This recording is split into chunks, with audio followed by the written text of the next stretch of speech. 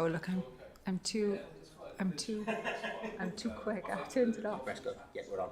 Okay. Good afternoon, everyone. Good afternoon, councillors. Welcome to this July meeting of the Democratic Services Committee. We are experiencing this period of very hot weather, but fortunately it's for those of us that are in the chamber today, it is very cool, possibly cooler than anywhere else that you might find.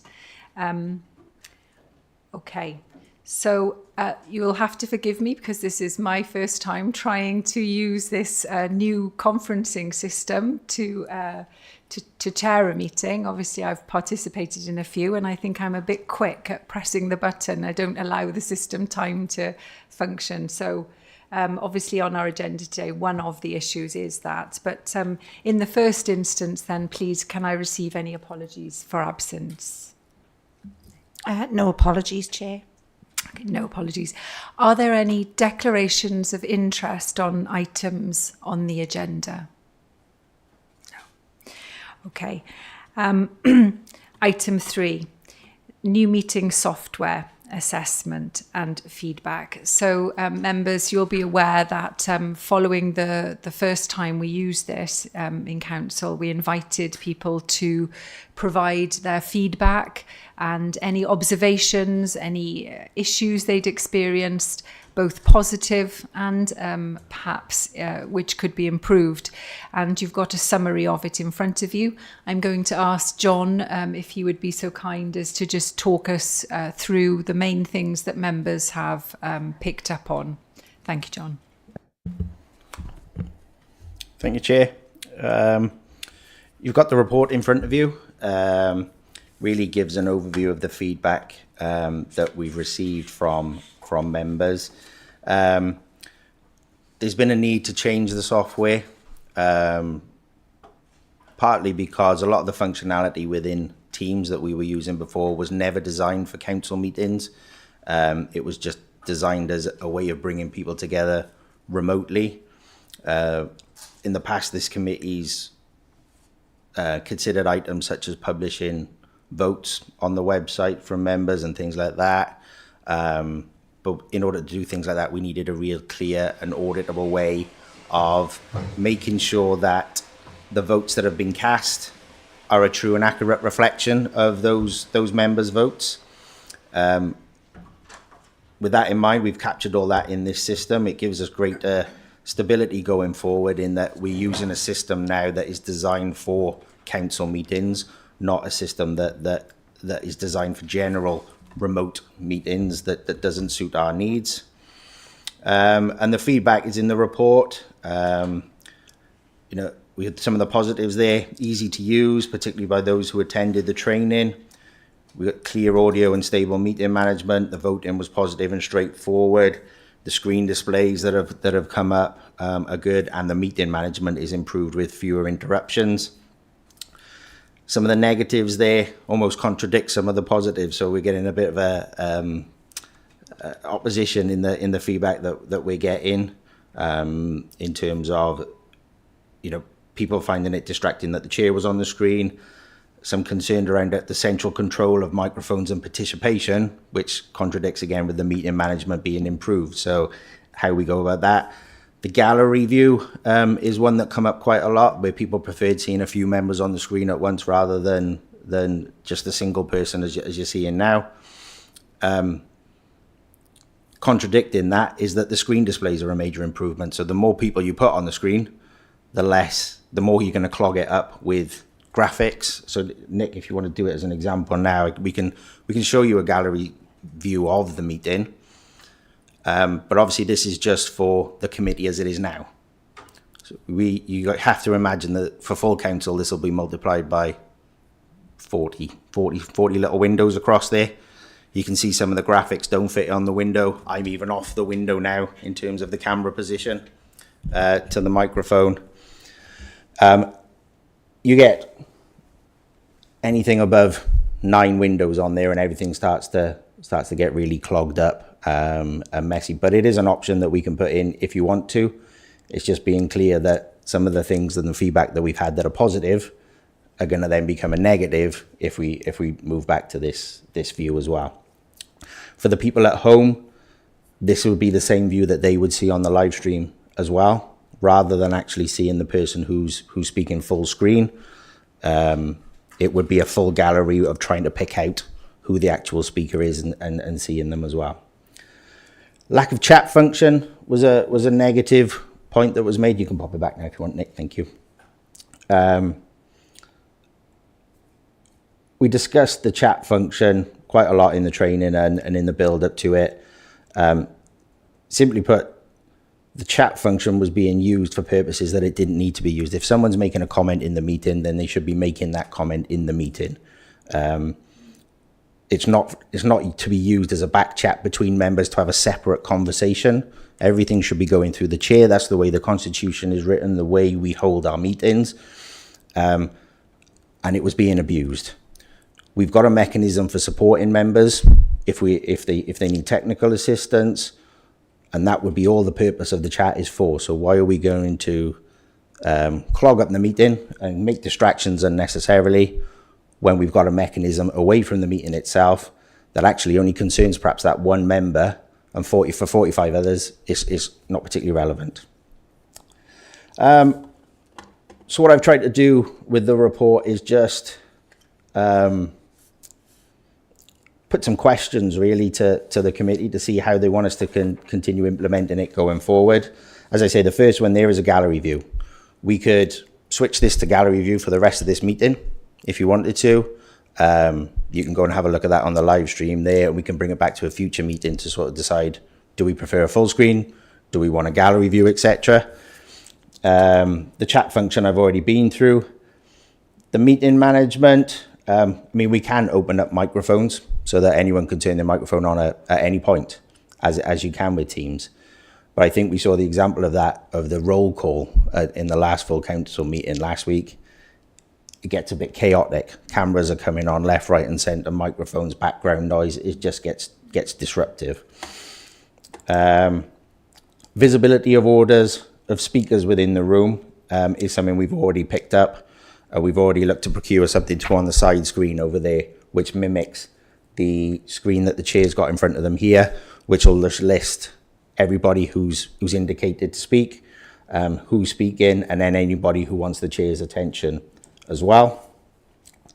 The final point really is around remote members feeling disconnected. If you're attending the meeting remotely and you wish to speak, then the only person in this view that you see on the screen is yourself. So you're talking to yourself, really. So for the council meeting in June, the chair left their microphone on for the first part of the meeting, so they were always on the camera to make those remotees feel more connected to the meeting and see whether the chair was talking and see the room all the time. Halfway through the meeting, feedback was they didn't want the chair on the screen all the time, so we turned it off. I think really that's a question for the committee as to whether they prefer the chair on or they prefer the chair off, you know, and that links as well to the gallery view. If the gallery view's on, then the chair will be on there all the time. If we don't go with the gallery view, then what would we be doing? Would we want the chair on the screen all the time to make people feel connected to it? They're questions for the committee, and we welcome feedback on it to make sure it's as you want it, really. And that's it, Chair.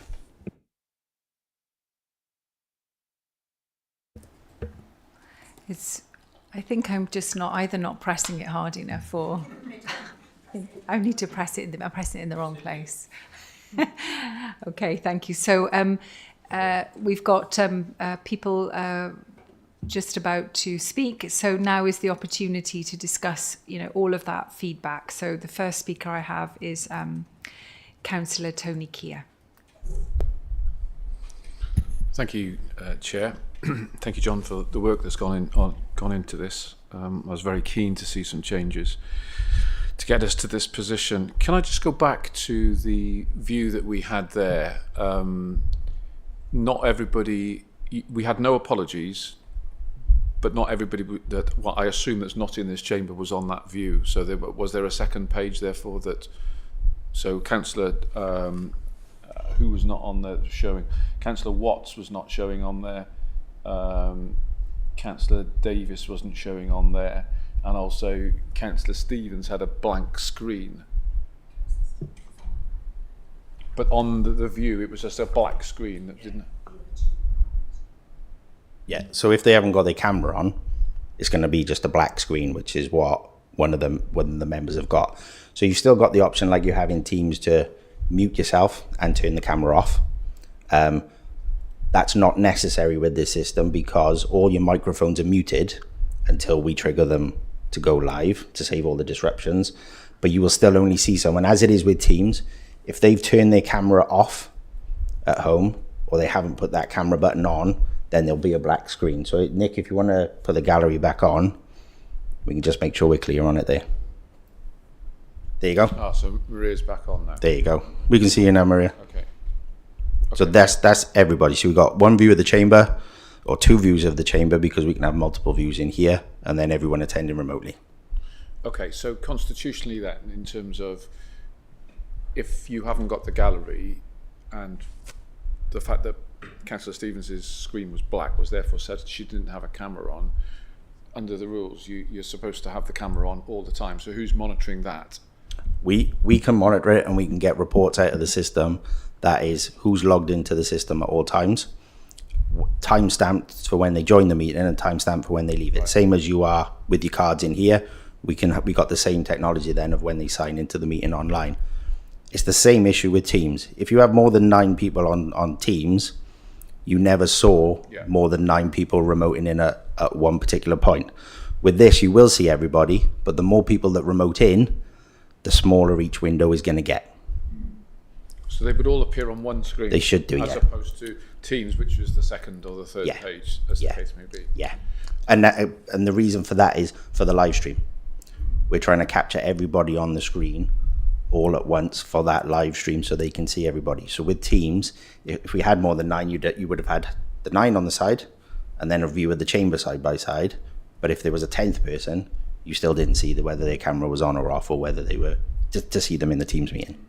So if Nicola can see that somebody hasn't had their camera on, and the chair then has to make a decision as to whether or not their absence was relevant or not, the time period that person is off camera, that is checked by you? How instantaneously can it be seen that that person has been off camera? We wouldn't necessarily see they're off camera, just that they're in the meeting or not, in exactly the same way as it was with Teams with that 10th person.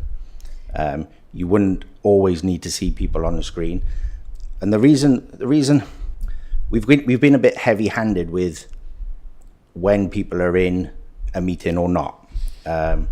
So, for example, I think the plan in the Code of Conduct says you have to be present for the entire debate, and if you step out of the room for 1 minute during that debate, you can't cast your vote. We've sort of put that in as the rule across all the committees, which isn't the case. It's the chair's confidence that they are confident that people are in the meeting or not. So you've still got the issues with Teams. You've got the issue here. The difference is we've got a proper timestamp with individual logins to the meeting to show that they are in, but it still doesn't resolve that issue of someone having the camera on or off in the same way Teams didn't. Sorry, Councillor. I was just going to say, would it be okay though if we just, because I think it'd be really nice to have the gallery view on for the time being. Sorry to interrupt you, Councillor Keir. I just think it'd be quite interesting to have that on, just to see. And also, can I just ask colleagues who are online, what does that look like? Not to answer me now, but when you make your contribution, would you be able to just say, how does that look and feel for you as well? I'd be interested to know. Because I haven't done a meeting like this online. We've got Marianne in 2 places at once. Okay, sorry. So we're going to have a little bit of.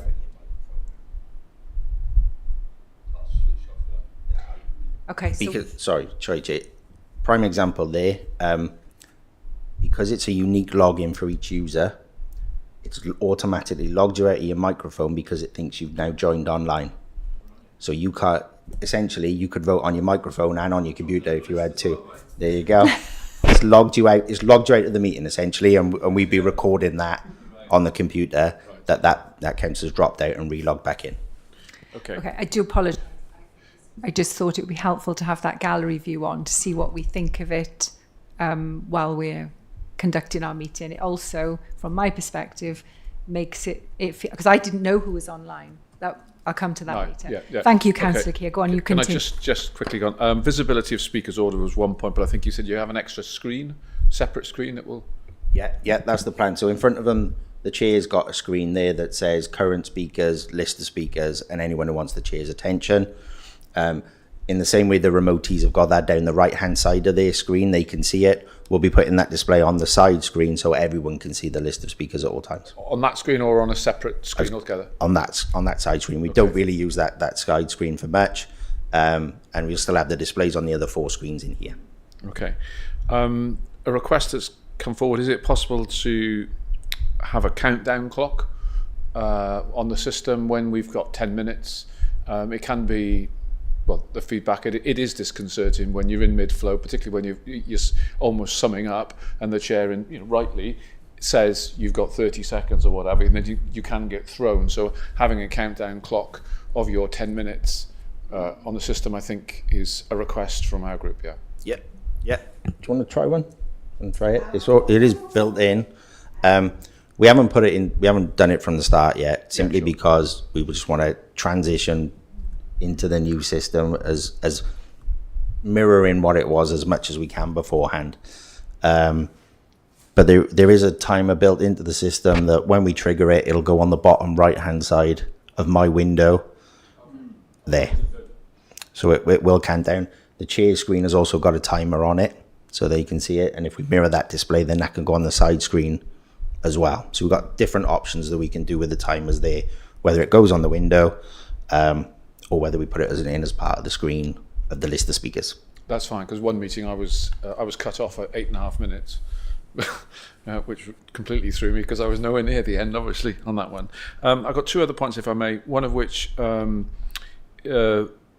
the voting numbers coming up, which is great to see. Voting names, 2 sides of it, in terms of members of the public being able to see it during the live debate rather than just the numbers. That was flashed up on one particular point. Can that be a procedure that's followed so that the names so people can actually see how people voted? This is kind of a bit of a technical discussion, isn't it? So I don't mind. Ordinarily, I think I'd probably prefer for all points to be made and then for you to, although you've got to remember an awful lot of points. But in fact, we may do that in the rest of the debate, but I appreciate Councillor Keir's asking you, specific questions about can we do this, and you're demonstrating it as we go. So I think I'm fine with that for the moment. But otherwise, I can't tell how long you've been speaking for because John comes up as well as been speaking. Remind me again, sorry. So the question was, at the end of when a vote was made, we had the numbers, and then there was the numbers didn't add up, so we then said who had voted, and Nick then put the names up. I think it's important for visibility as well, rather than numbers, the names of voting. So procedurally, can that be part of the system that when we have a vote, those names are flashed up? I think you've hit the nail on the head there on procedurally. The Constitution at the minute says that if it's close or we need to go to a roll call, if it's within so many votes or it's a tie, we have to do it verbally. Okay. That's why we did it at full council. Even though we were able to put the votes up on the screen to show who had done it, we're still required by the Constitution to have that roll call. So it needs a review of the Constitution that will come in at a later point where we could then move away from a roll call and simply go to displaying the personalised results. The issue with displaying the personalised results now is it's a completely different way of voting that we have done normally, in that the voting is normally done on a majority and declared on a majority. That's the way we've always done it. So really, I think it's for the Constitution to come back to this committee to look at it, to see how the technology works, which is part of this, to then decide how we can tweak the Constitution to make those changes that you're asking for, really. Okay, so, that's the next point. In terms of Constitution and visibility of how we vote, I don't agree with the current constitution that says once you've got a majority, that's it, stop voting. I think if you've got 46 members who are elected to come here and represent the views, their votes should be counted, all 46, and those should be recorded. So the next question, does that need a constitution change for that to happen?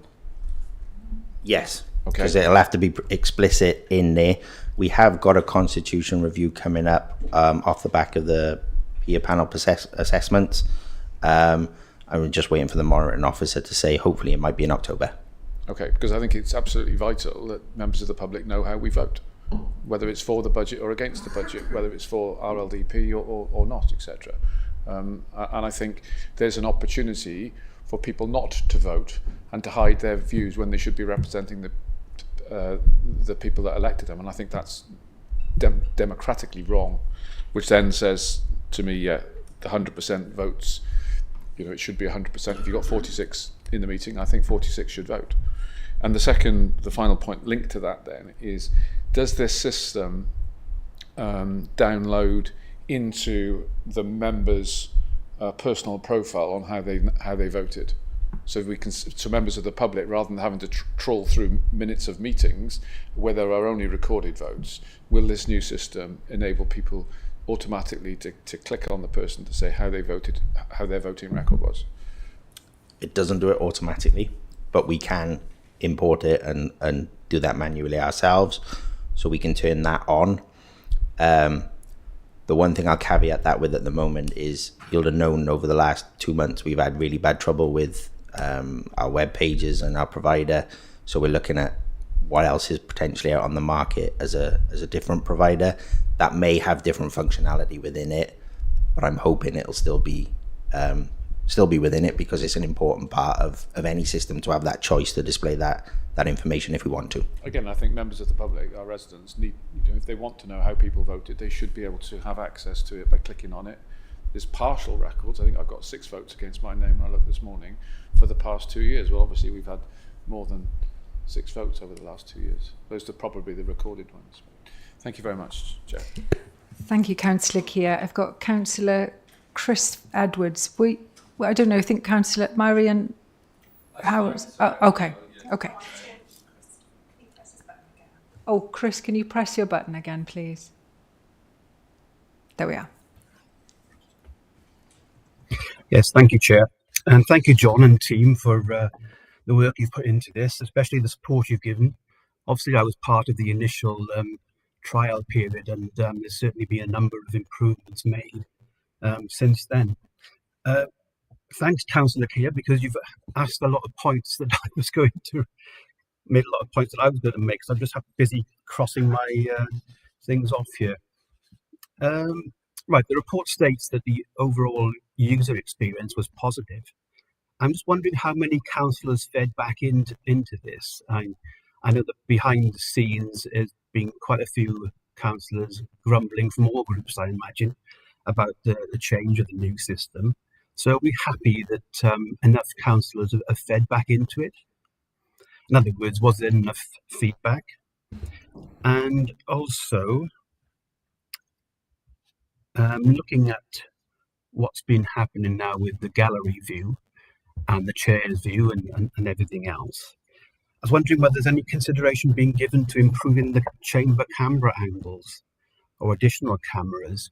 I've noticed from what you said earlier on, when it was just you speaking, John, we only saw a small part of you.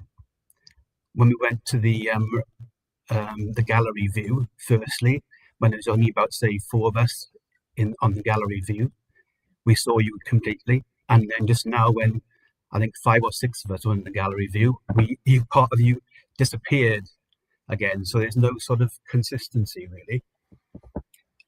Thinking about the gallery view, actually, I know you mentioned there's possibility of changes now, and we've seen what you can do now on the screen. I was wondering whether the gallery view can just be a simple tab. I mean, as I'm online at the moment, as you know, when you're online, you see a number of tabs down the left-hand side. And I wonder whether the gallery view could be just a simple tab where you could dip in and out of it whenever you want to, rather than just seeing the speaker or having the whole gallery on there at one time. Because I must admit, seeing a lot of you in this format at the one time, it is a bit odd, if you like. Excuse my from saying that, but it is slightly odd while you're conducting the meeting. Sorry, let me just go through my questions a second. One of the things I've noticed as well, I know the new rule after the last full council's meeting, where we've decided now the chair, when he's not speaking, would turn the camera off so that the speaker is just on the screen. I think that might be difficult if the chair is chairing from home, though. I think perhaps the chair is chairing from home, thinking back of the experiences of previous chairs who've chaired from home. I think you'd have to have your camera on all the time. Otherwise, there wouldn't be that sort of natural feel to it. I don't know what others think. I know that's happened to Lisa when she was chair of this committee, and in that initial meeting where we trialed the new software, we couldn't see Lisa for the entirety of the meeting unless she was actually speaking herself. Bear with me a second. As you can imagine, we all expect there to be issues with a new system. The report notes that members who attended the training generally found the system easy to use. Are the issues raised in the feedback mainly from members who haven't fully engaged with the training? That might be one to question. And just finally, as I'm crossing off questions that Councillor Key has already mentioned, we covered the gallery view and the chat function. That would be a good one to cover. I completely forgot about the chat function at the last full council, and I only noticed it towards the end. And I realised that it actually highlights that a chat has been started in there. As you mentioned, this can be used. It's not generally wanted to be used, but there was some feedback about drawing attention to officers if you've got any IT issues, or drawing attention to the chair. Now, when you go into the chat function, I was wondering whether we could have a sort of separate chat, because you can create a chat folder in there, can't you? Wonder whether we can have separate chat folders in there to draw attention to either democratic services or the chair. Of course, it'll be up to who monitors that. And obviously the officers there in the meeting can monitor the democratic services one. But sometimes there is a need to sort of, draw attention to the chair, and perhaps we could have something similar like that. I mean, even if it's monitored by the vice chair instead of the chair's got enough to do during a meeting as it is, but it may be a sort of function that the vice chair can monitor and pass a little note over to the chair sitting next to them. Let me just check my notes.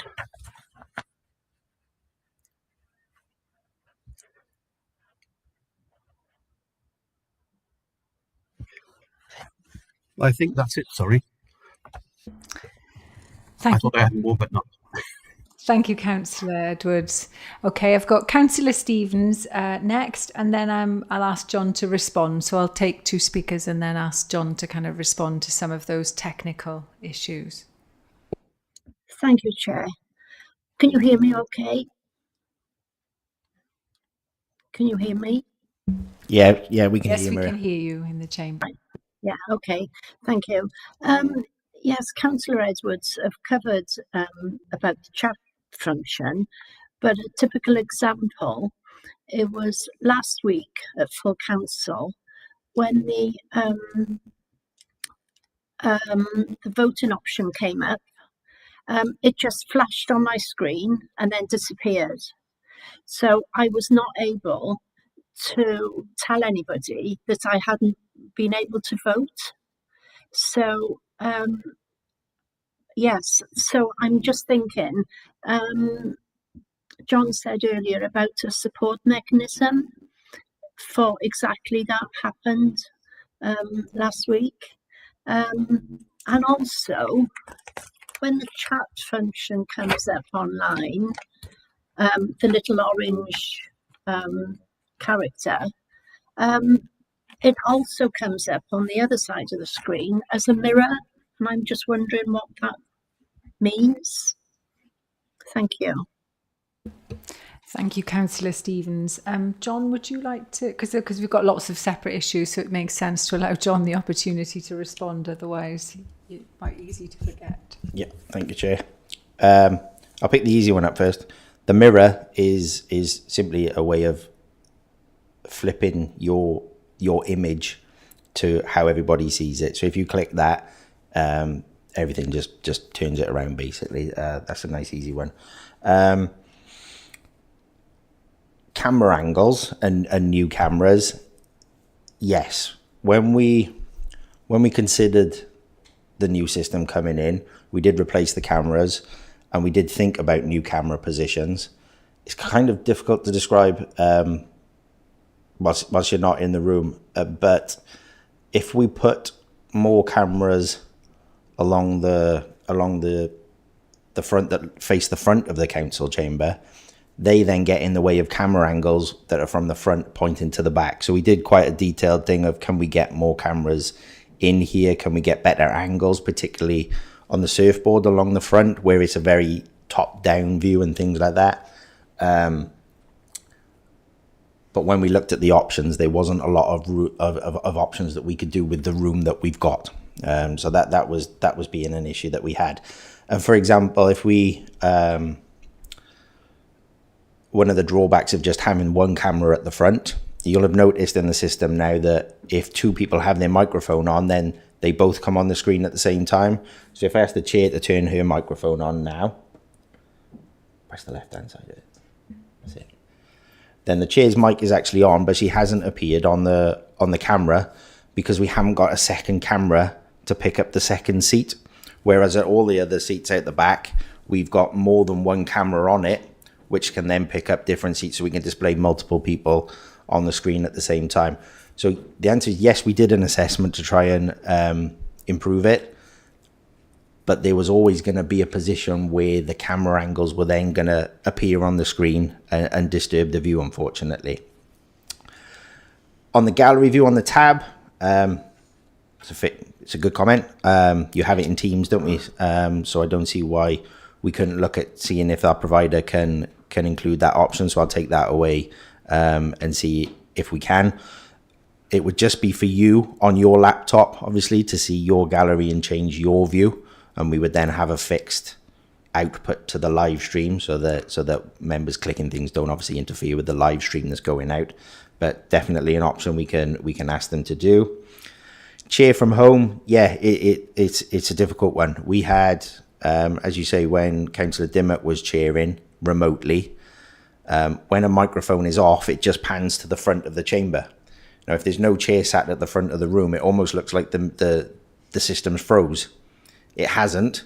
It's just waiting for someone to turn their microphone on and to trigger them on the screen to become live.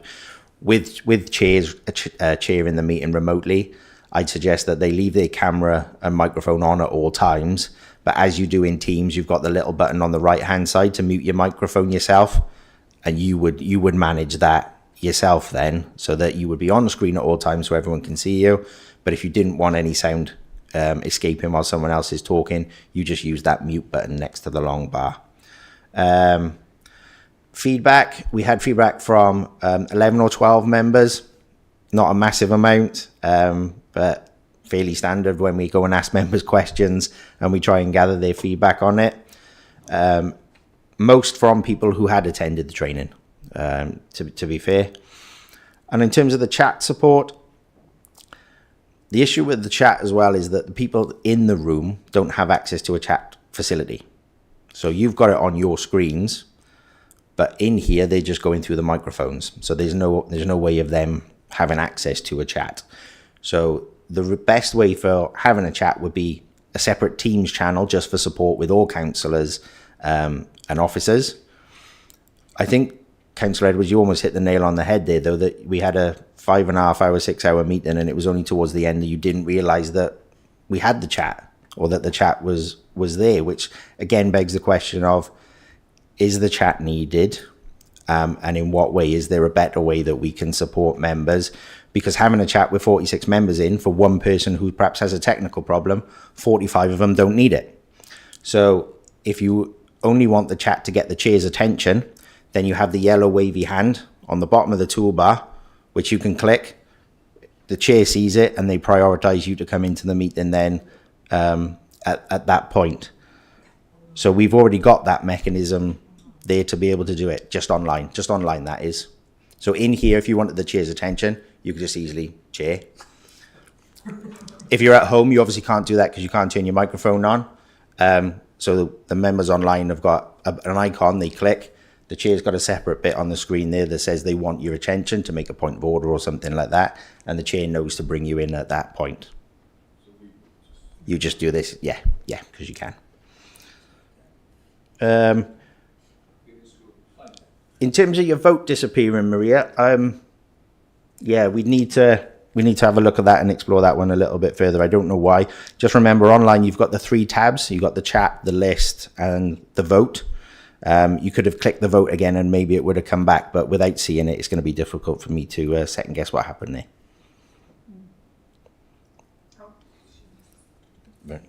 Okay, I think Councillor Stevens is trying to. Sorry. Sorry, so you go ahead. Sorry. Yeah, it caused massive panic for me last week.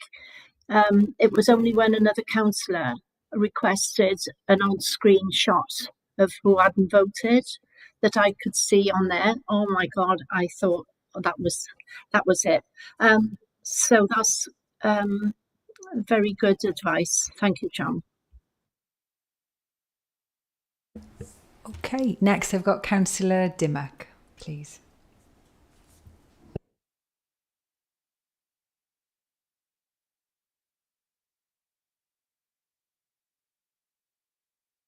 I'm trying again. Can you hear me? We can hear you now, Lisa. Yes. Lovely. Thank you. John, I think you've definitely improved accountability and transparency with this new system. I really liked the voting function being recorded. I do think that was slightly delayed though at the last meeting, but I think it helps members of the public who are watching seeing what their ward representative, how they're voting.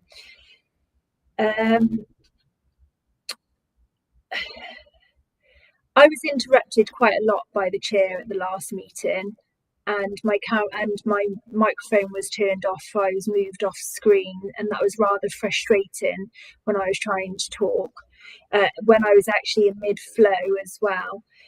So I think maybe some further training may help with that, but that's not so much regarding the system, but it just shows that the system can also be abused. The camera view, I don't want to repeat anything anyone said, but I've actually got a friend, a Monmouthshire friend, who is observing this meeting right now, and they've just texted to say the tile version is better to see. Now, obviously, if you've got 40 odd members on the screen, you're limiting the level of detail and you might take a while to view who is actually speaking. I also not fussed on the colours around the tiles. They're mainly primary colours, so party colours. I don't want anyone to think that I am another party member, if I'm honest, but the way it looks at the moment, I look like I'm a member of the Labour Party. So if we have to have those colours, because I understand how it works, so you've got speakers, requests and present, which obviously members of the public cannot see those lists. I would like it with obviously your title, your name and your party that you're affiliated with, if possible. I do think it's disappointing that we don't have so it's there if it's just you speaking, but not if it's on the tiles. Okay, that makes sense. I do think it's disappointing that we still can't have a wider angle view on the camera of the chamber. So at the moment, I am seeing chairs an awful lot on the screen, especially during full council. It would actually be interesting to look at the times that the camera was on Councillor Thomas and, work it out into a percentage. I would like to be able to see the entire chamber so I can see who's actually in the chamber as well as who is at home. I think, yeah, I said about colours. I support Councillor Keir and Councillor Edwards' comments with regards to the constitution change, and Councillor Edwards regarding the chair on the screen. With the chat function, obviously I was trying to direct another member in the chamber on how to speak. It wasn't actually one of my colleagues, it was Councillor Watts. So I was having to send him screenshots and circle on WhatsApp to tell him what to press, because whether or not we agree during debate, it's very frustrating if someone's at home and they're unable to get their microphone on. I do think the chat plays an important role. There's been a few times that there's been misrepresentation from some members, and I do think that needs to be recorded in the chat when we want to make a point. I can remember someone during a full council meeting totally misrepresented me in their response, and I was unable to come back. But I was able to correct that member what exactly I said, and I did get an apology. I think that's important for relationships between councillors, but I understand that it can also be abused. So it's getting a fine balance. But overall, I think the system does work well. There are quite a few connection problems though. At June's first full council that we used it, I could not get my microphone to turn off. Now, I kept clicking my microphone button, and unfortunately for Councillor Griffiths, I was having to cough to test to see if he was able to hear me for me to come back with my supplementary. So that's just a bit of a concern, but I'm sure it's just a technical glitch and it's something to overcome. I did feel that my screen was also freezing quite a lot. Now, I don't live in a rural ward. I'm just outside Caldecott. I've got good broadband because obviously I work from home sometimes, so does my partner. We tend not to have any issues with Teams with our jobs, but I had the screen freezing a lot, and obviously that was quite difficult, especially when you're due to come on and you don't know if you're going to be able to be seen or heard. So that's just my remarks, but thank you. Thank you, Councillor Dimmock. I've got Councillor McConnell next. Thank you. A couple of things. One is a lot of we're talking about things like the chat, being able to look at the gallery. Those are all things you can do from home, but not in the chamber. And as I understand it at the moment, for particularly for the statutory committees, licensing and planning, the rule is that that those attending should be present on screen at all times, but there's no way in terms of transparency for the public, and possibly people have a stake in the outcome of the meeting, decisions that be made at the meeting, they've got no way of knowing if that is the case. And so I'm not sure. So you can check all, and I think I understood you saying that you were monitoring if someone was logged in, but not necessarily on screen. So that's just a slight concern about the transparency of the process, in particular with reference to those two committees. And it does mean that things can't be challenged, whether someone's there or not can't be challenged if you can't see who's there or not. So I've got a bit of concerns about that and how we could work around that.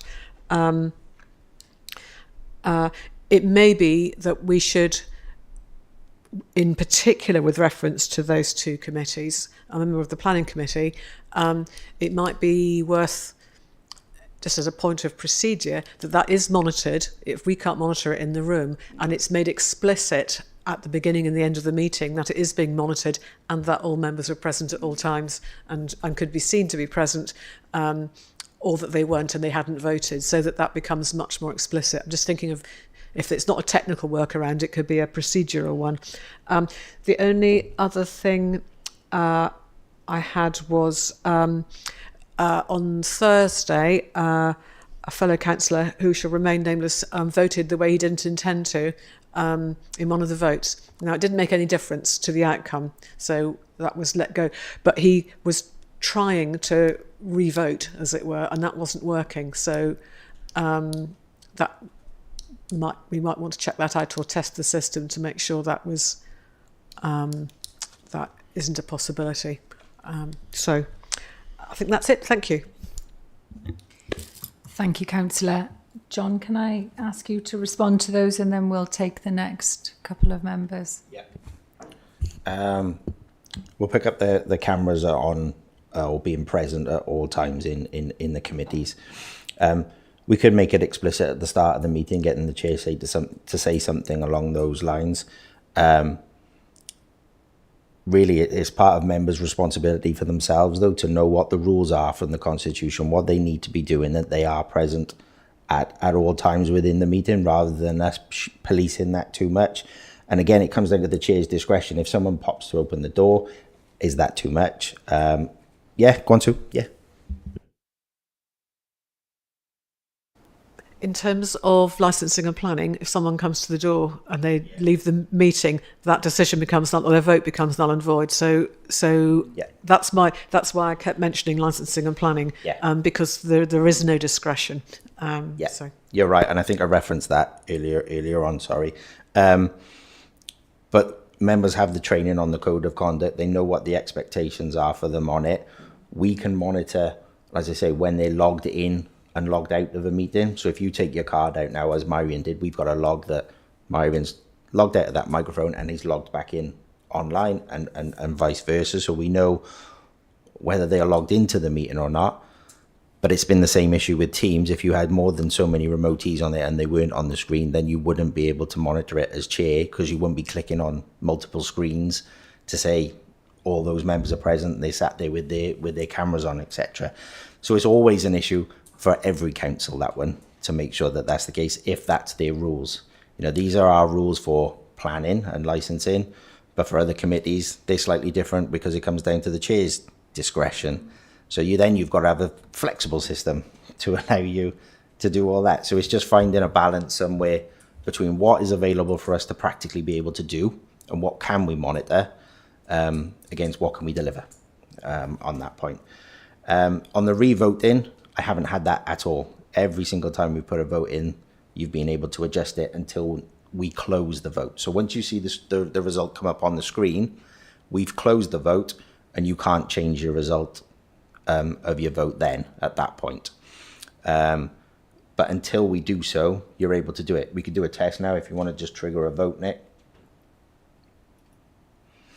So on your microphones in front of you and on the screen down the right-hand side remotely, you should have had a vote come up, and you can press those options as many times as you like. But once Nicola stops the vote, you can see the little padlocks on it in the in here. That's done. You can't then change your vote after that point.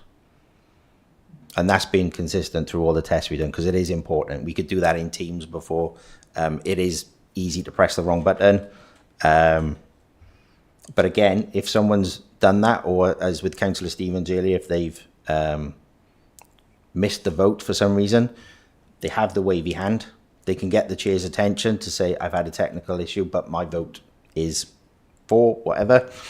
So we've still got mechanisms to get around any technical issues that individual members might end up having. Just coming back to Councillor Dimmock's points, colours on the microphones. The reason they're that colour is purely because they match the colours in the room that are on the microphone. So it's not a system or one system colouring. The microphones in the council chamber are provided by one company.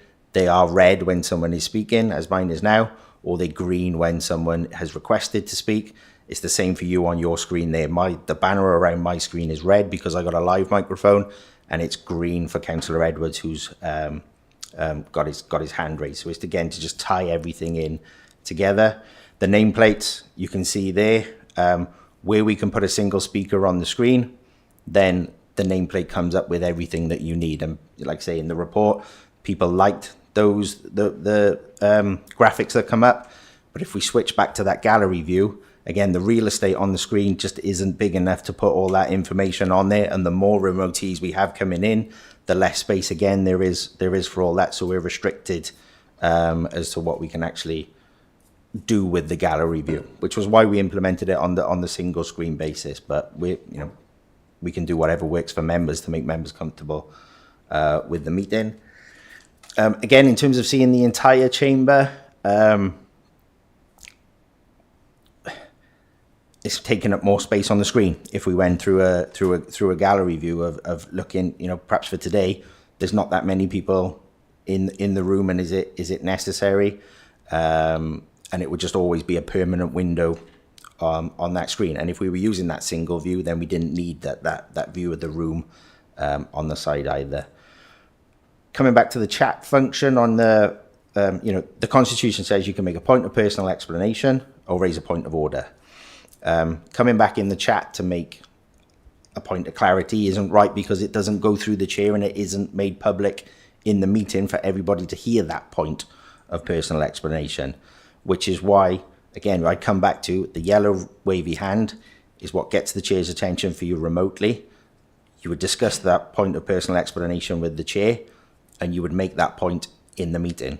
And that is the process for doing it, rather than just being able to turn the mic on and talk over the top of it. We're keeping the meeting structured, keeping it ordered, but there's still mechanisms within the system for everybody to make their points as they need to, and to make them clear to the whole meeting rather than just some of the chat.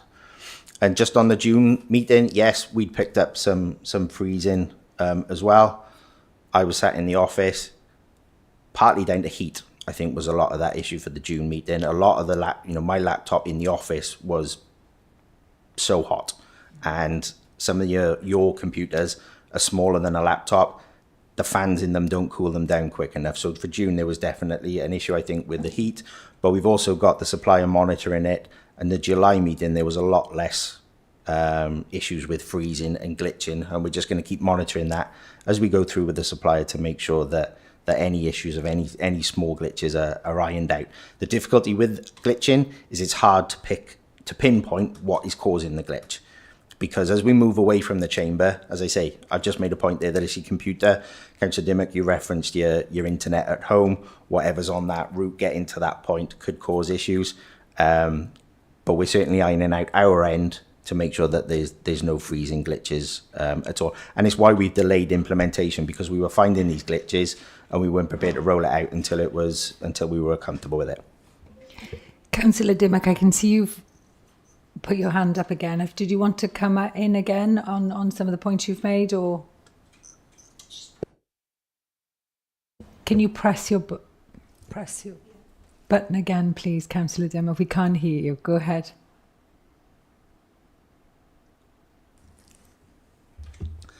No. Councillor Dimmock, I think you've pressed your button off when you want to speak. So if you just leave it on, and then I can let you speak.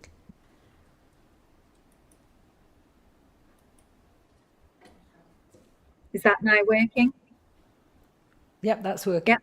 Okay. Just thanks, John, for those responses. And I suppose it's really hard to please us all, and I accept the argument for or not for the chats. But also, when I try and minimise this tile, because on Teams you can minimise it and you can see the chair talking or yourself talking, and I'm someone that speaks with notes mostly during full council, so I'll have my notes to make sure I go through and don't miss anything off. Obviously you can't do that on here, but that's just something to make you aware of, or it might be me where I use it, but because it's in the browser it's not as easy to drop to a small tile in the corner of the screen. But thank you, Chair. Thank you, Councillor Dimmock. Okay, I'll take Councillor Brown and then Councillor Howells, and I'll ask John to respond to any points after that.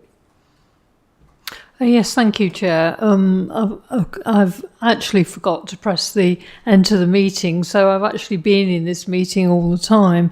But I think that, and the other reason I came in is I really do not like this system, and I find it very difficult to use. I mean, it's called Easy Conference, but I don't find it easy at all. I think the report itself sort of looks at the pros and cons of this type of software, but what it doesn't do is compare the pros and cons of Teams. I mean, I find Teams a lot easier to use, and I am concerned about the the democratic accountability with regard to using this system, because I'm sure members of the public who want to attend meetings and aren't able to come in person will find this system much more difficult to actually use.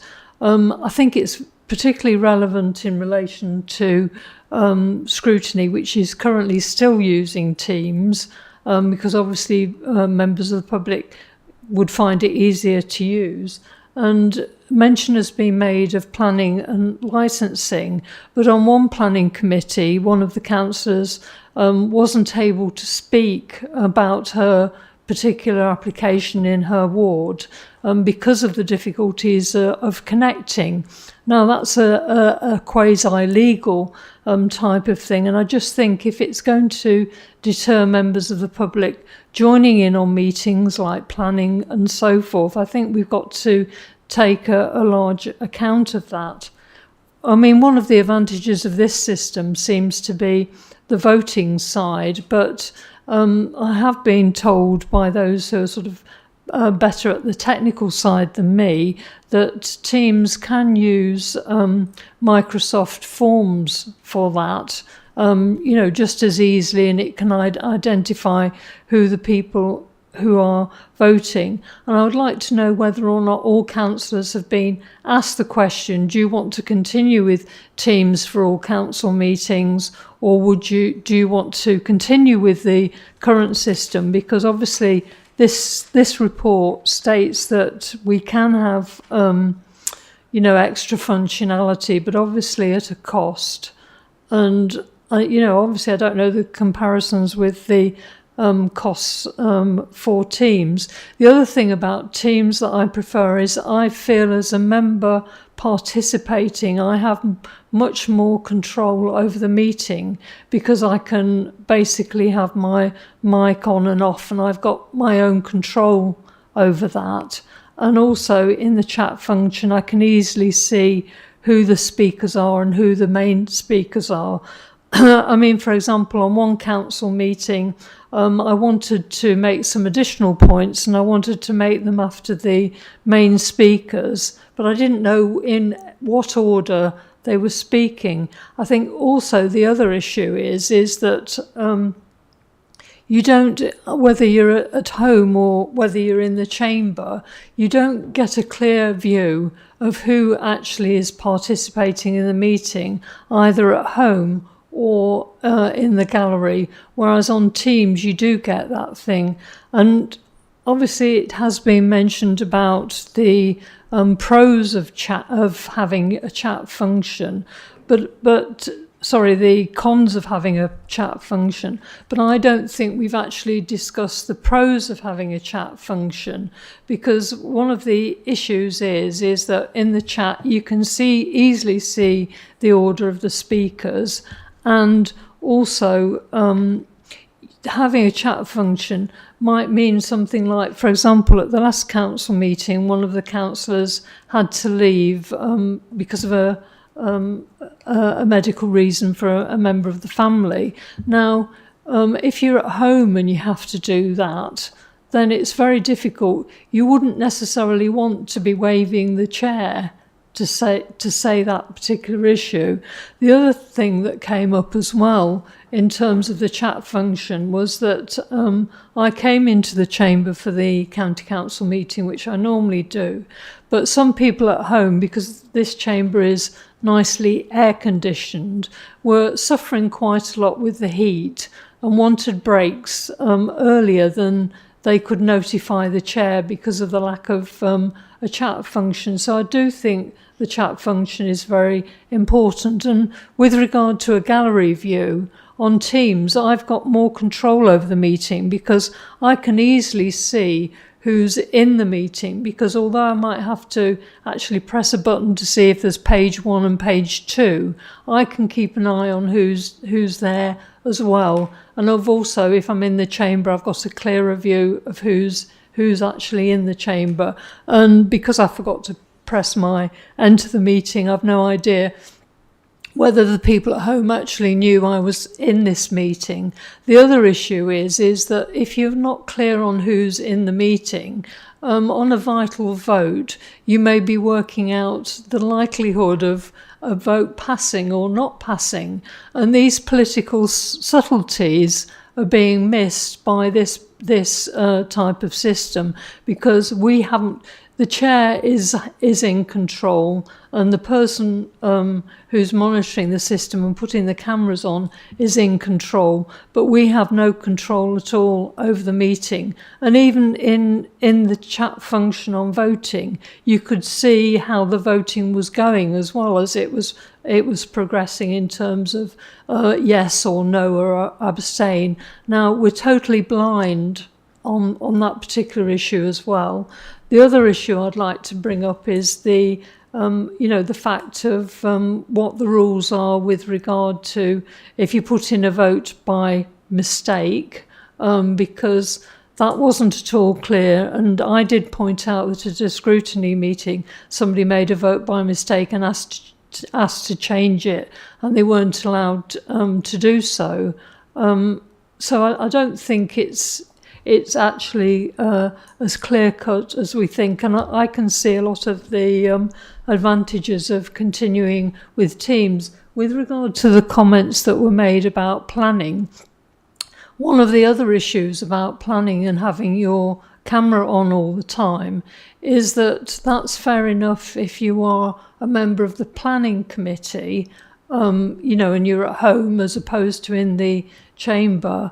But if you're at home as a ward member, then there's only one item on that agenda in which you actually might have a particular interest. And in those circumstances, the chair allowed the discretion so that I could turn off my camera at home and only have it on when that item was being discussed. I was obviously listening to the whole meeting to find out when that item came up.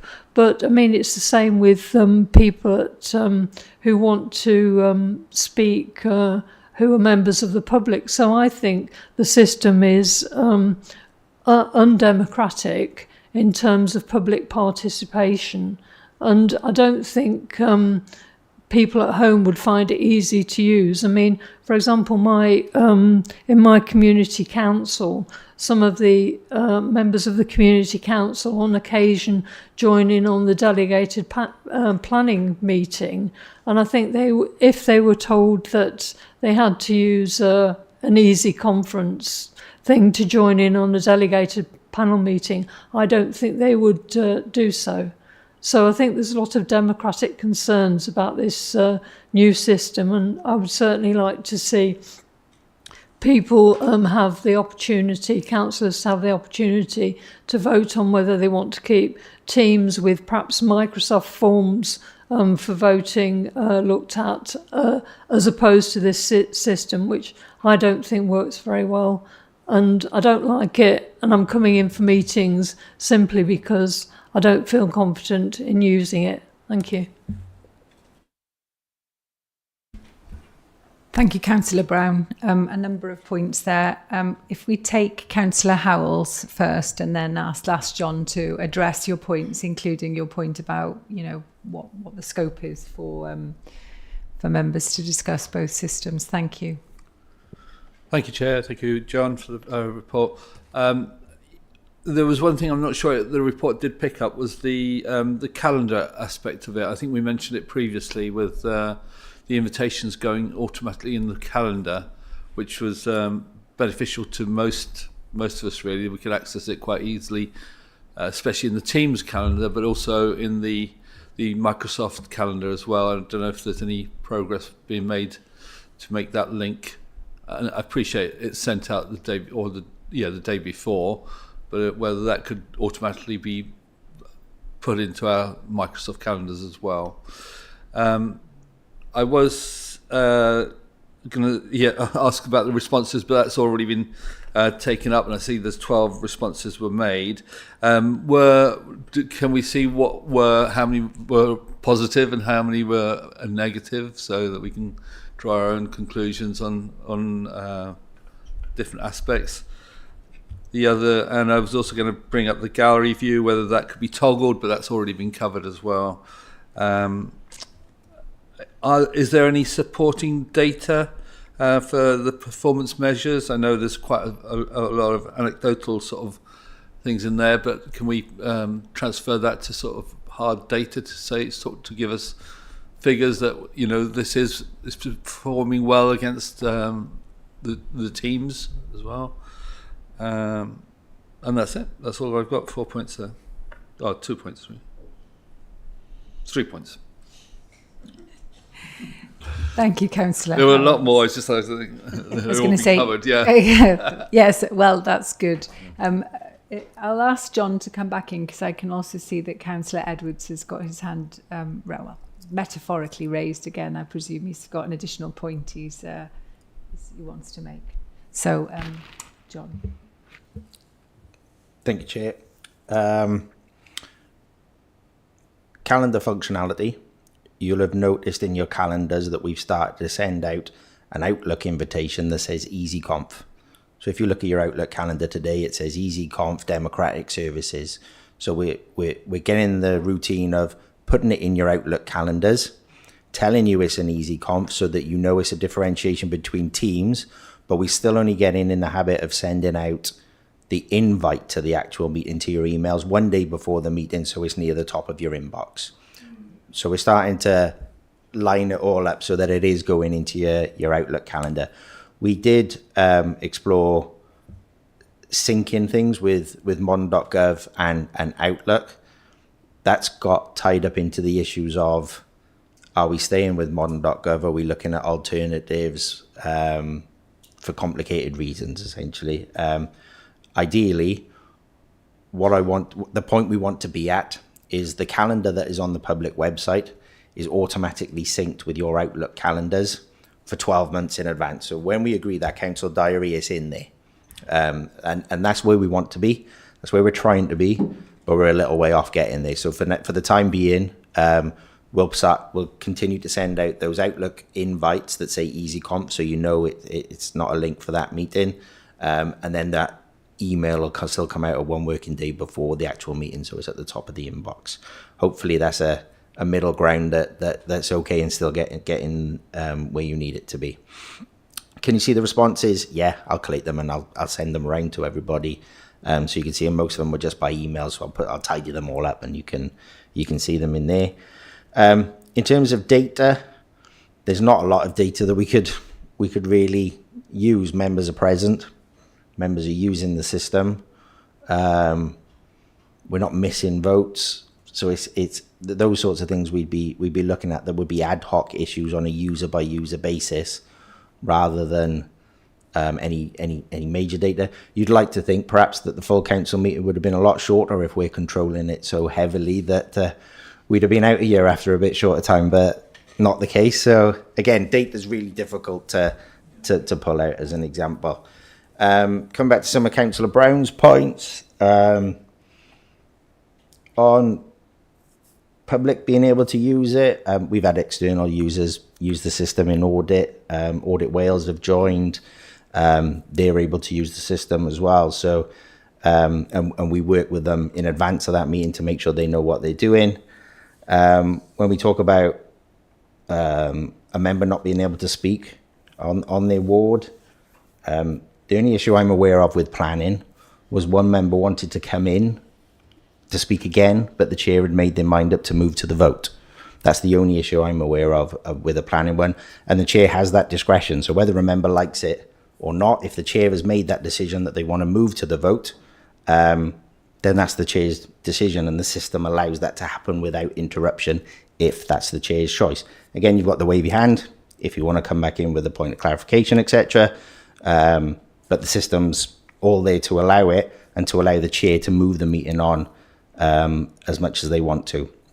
Again, in terms of you preferred Teams because you could control the meeting yourself, I think that's part of it. The Teams allowed members to abuse the system that was outside of the rules of the Constitution. And it meant we were doing meetings differently to the Constitution's interpretation simply because the technology allowed us to do that. This system doesn't. It allows the chair to lead the meeting and control the meeting in the same way that when everybody was in the room and present would be the way that they would do it. I think a lot of the other points you raised I'd already picked up, and the speaker list we've already mentioned, as well as going on the screen on the side.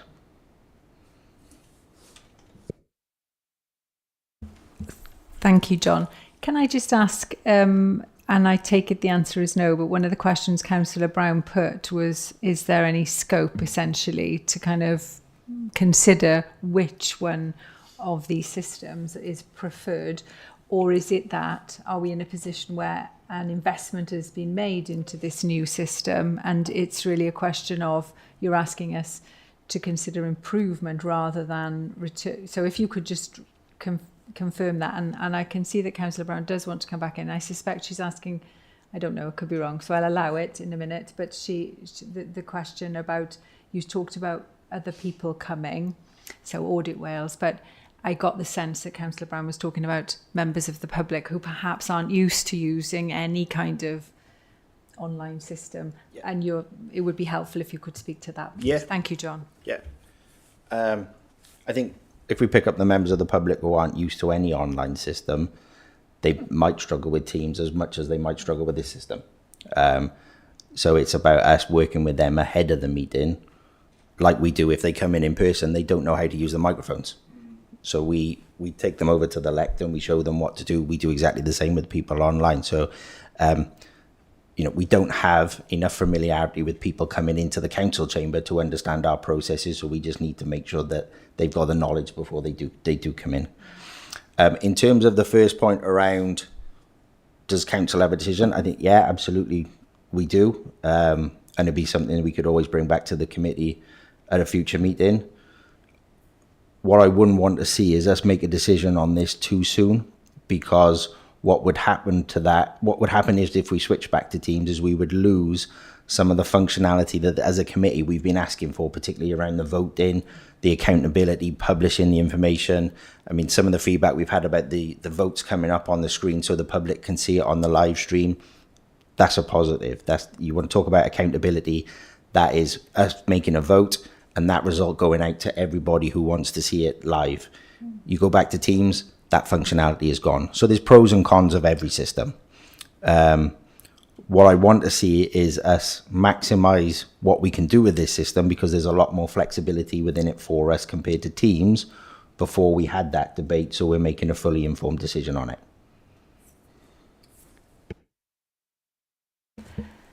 Thank you, John. That's very helpful. Councillor Brown, you want to come straight back in and then you can... Yeah, thank you. I don't know whether we've got directly an answer on the question about, can we have a vote on return to Teams as opposed to the new system? I don't think we got a definite positive on whether we could actually ask county councillors. The answer to that is quite a simple question.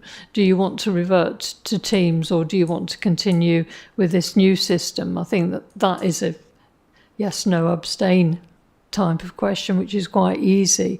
My concern is that obviously, Audit Wales and other professional people have been told how to use the system, but I'm talking about people members of the public and community councillors who don't necessarily spend a long time in meetings or online.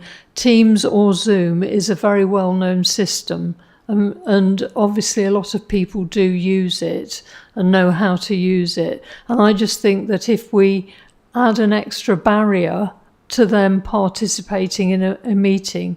And if they're told, oh, well, you've got to do this training before you come along to a meeting, I think it could be putting them off actually attending. And when I mean attending is that obviously because of work commitments and everything else, people haven't necessarily got the time to come into the chamber itself, and may want to do it online to fit in with their work commitments. And if they're told there's a new system, I frankly think it'll be too much of a barrier for them. So I think that is an important issue. Thank you. Okay, thank you, Councillor. I'll take Councillor Thomas first, if you don't mind, Councillor Edwards, because he hasn't spoken yet. Yeah, thanks, diolch yn fawr. My view from sitting and listening this afternoon is that really it's sort of early days at the moment. We've only had a few meetings using the new system. It has been apparent, certainly in full council, which I've chaired, that some people obviously haven't done the training and are unfamiliar with it. And that poses a problem in that you've got to give advice, on the hoof. And certainly last council meeting, one councillor used the yellow hand to try and get in above other people who were already speaking, which I obviously had to disallow. It's not there for that. It's not there to jump the queue. It's there if you've got an issue. And going back to the earlier points by County Councillor Keir, I think it's important that members of the public, our voters in our wards, know what we're actually doing. And I've, on a personal level, as a councillor, I've been here now nearly 10 years, I got no hang up with people knowing how I voted, because that's what they're buying into. And we're on the run now into the next county council election in 2027.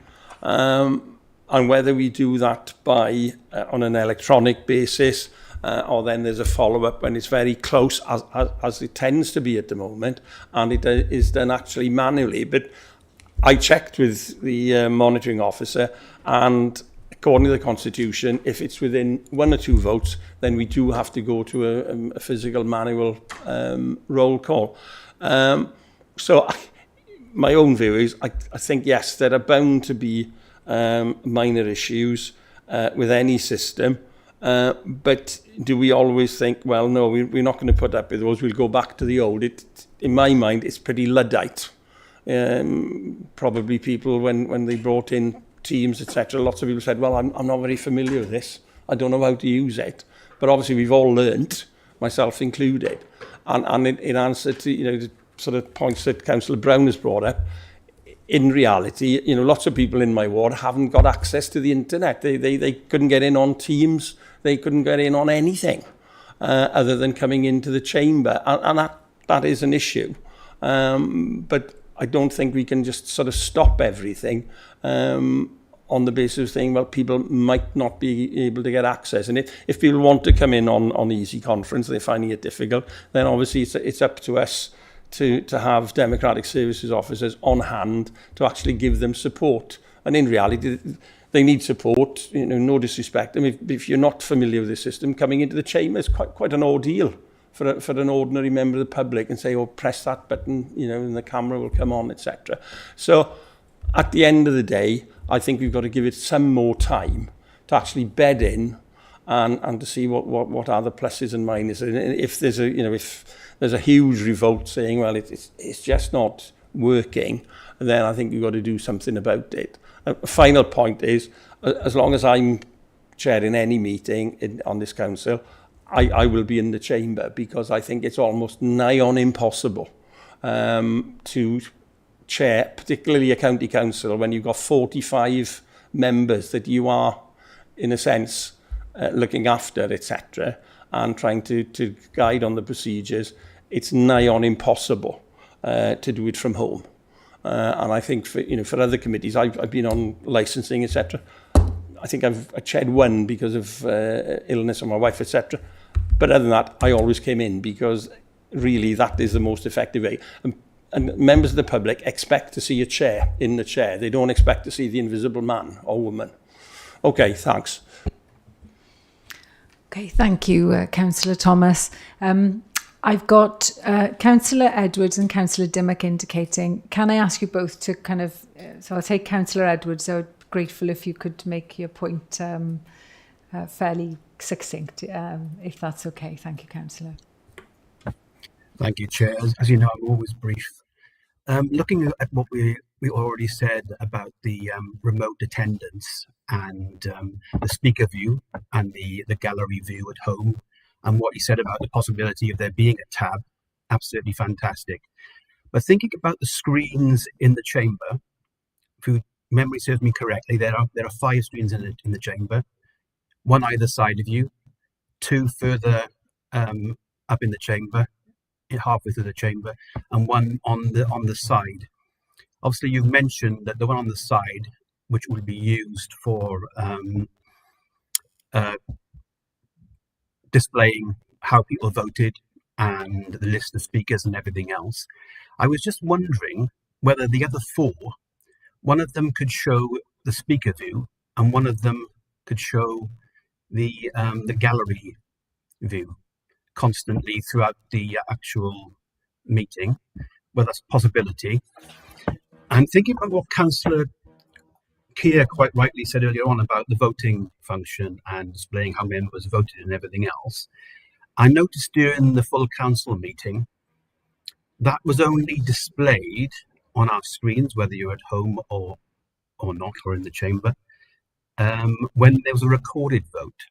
I was wondering whether there's a possibility of displaying it just for a couple of seconds at the end of each agenda item, right at the end, so that it's also in the video as well. Would that be a possibility? And my final point,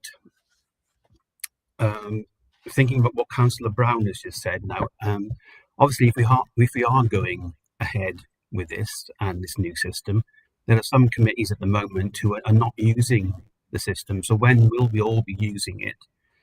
And would it be appropriate to carry out another sort of survey feedback session in a few months' time, or a few months after regular use, especially before the election next year, just to determine whether or not these initial concerns have reduced as members become more familiar with the system?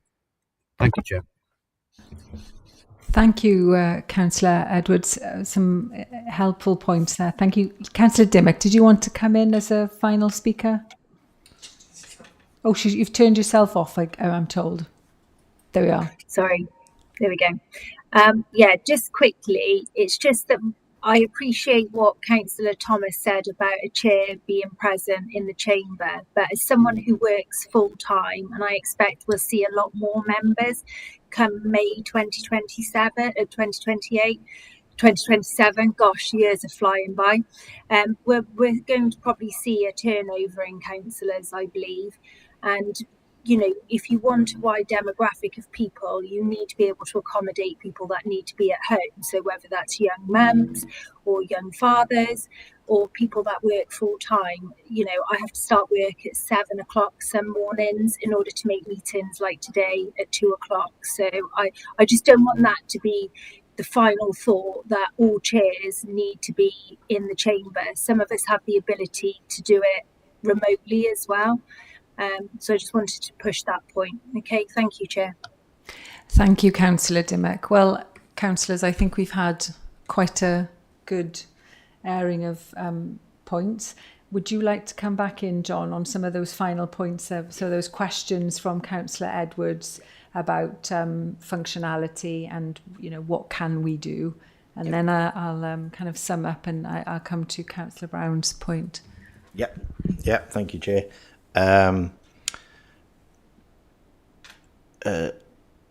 Screens in the chamber, the gallery view split across different ones. At the moment, no, we can't do that. So the system can output one view, either a gallery view or that single speaker view. We've managed to upgrade that single speaker view, because before we could only have one person on the screen. Now we can have up to 4 individual speakers on the screen at any one point, provided there's a spare camera within the room to pick them up. So at the minute, no. I'll ask the question, but I think that links back into your point earlier on. Can we have a gallery view ourselves separately to the system?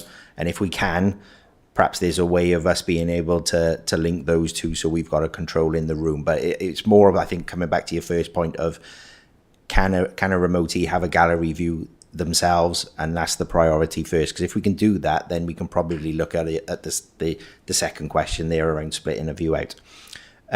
Individual votes at the end of each agenda item. Again, I think I made the point earlier on, the Constitution just doesn't, and the way we conduct our meetings doesn't do that. We've done that vote. We say there was a majority. We say the number of votes they were for. But by doing that, we're then saying that every vote is a recorded vote. And every vote essentially with this system is a recorded vote, because in the background, it is recording how each individual member has voted. The difference is, as part of our meeting etiquette and the Constitution, we've never gone down the route of recording and publicizing individual members' votes unless we've called for a recorded vote. So this comes back to, we have when the Constitution comes back to the committee for a review, we consider the Constitution in line with the new technology and what it can do. You know, before we couldn't do that. That wasn't an option. We couldn't display that information in a quick enough way unless it was just went into the minutes afterwards. Now we can. So is the Constitution still fit for purpose in light of new technological advances that have come in to allow us to do different things? Another survey in the future? Absolutely. I think something for the committee to just keep considering is whether it's right for our purposes, and we bring it back again at future meetings. And in terms of Councillor Dimmock's point on chairing in the room, chairing remotely, absolutely. If we couldn't have been able to chair a meeting remotely with the system, then it wouldn't have come in, because it just removes that flexibility and those options for chairs entirely, and we don't want to do that.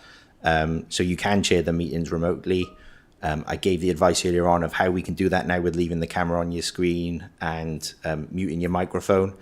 And you've still got all the list of speakers and everything to do everything you need remotely as well. So that option is always there for anybody who wants it.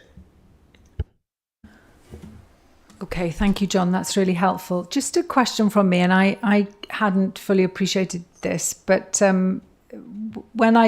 because obviously at the time we didn't have the speaker view on the screen, so as the chair of the meeting, I wasn't aware exactly who was online. So perhaps thinking of that, and members of the public wouldn't probably, or because they're going to see the same as what we're seeing on the screen. So it may be a consideration for anyone chairing a meeting where we're using this then to perhaps, you know, I mean, I'm not suggesting at full council because that'd take ages, but in a committee to indicate, you know, who is online if we're not using the speaker, the gallery, because otherwise it's, you know, and I think that's quite unfortunate for a member of the public, you know, viewing a meeting. I also think you can't see the chamber, so maybe we can consider what we can do, you know, so people can't see the chamber either, so maybe we should be doing that for the purposes of people who are online or any colleagues who may be joining a meeting. Perhaps that just occurs to me, because you can't see, as a chair, you can't see who's online. You know, well, if you were online, you would be able to see, I presume, but you wouldn't be able to see who was in the chamber.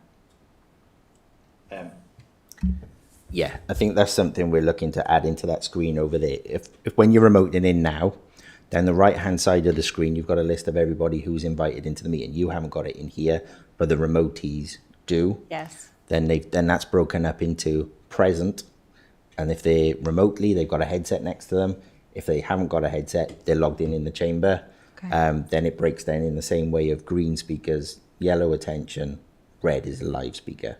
So if we can add that as down the right-hand side, along with the order of who's requested to speak, that should give you everything that you need to know in terms of who's present, how they are present, and who wants to speak and who's coming in next.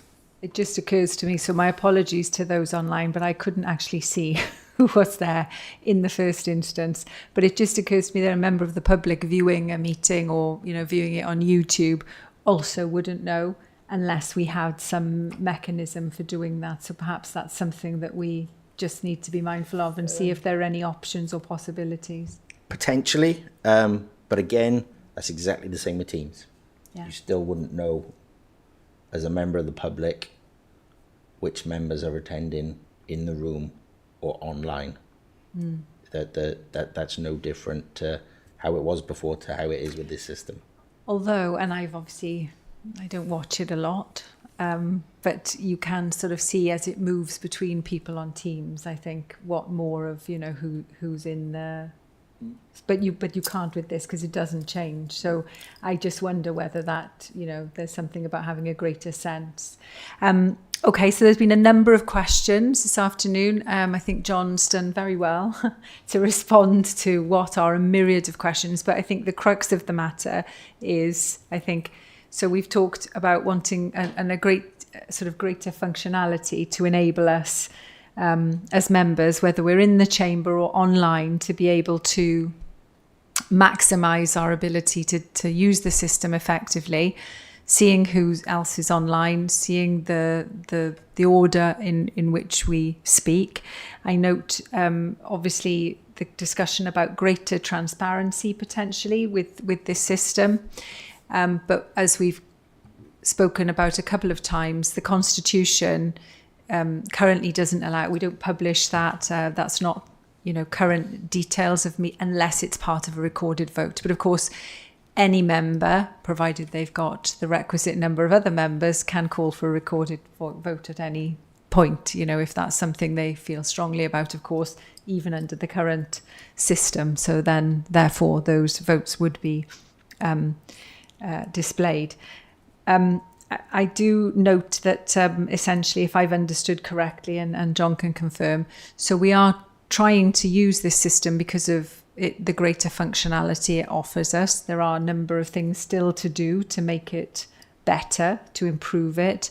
But I think that the consensus I'm picking up here is that we should probably review this in several months' time, where hopefully we've had the opportunity to attend to all these pieces of improvement and functionality improvement.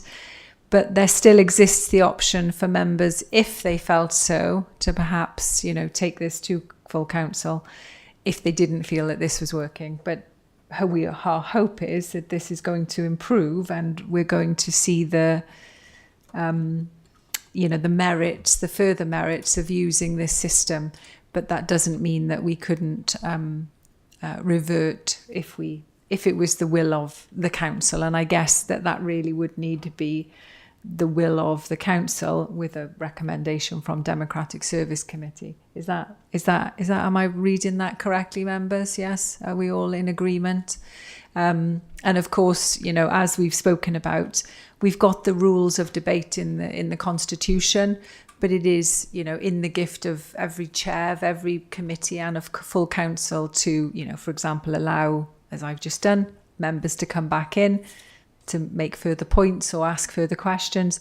Of course, we don't see that so much in full council. It would be very difficult to manage if everybody wanted to come in and make a further point. So mostly people only speak once.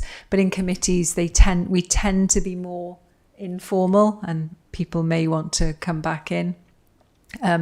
So of course we think, and I think that Nick also explained that there are options to allow more use of microphones if that is considered to be important for that particular meeting and with the consent of the chair.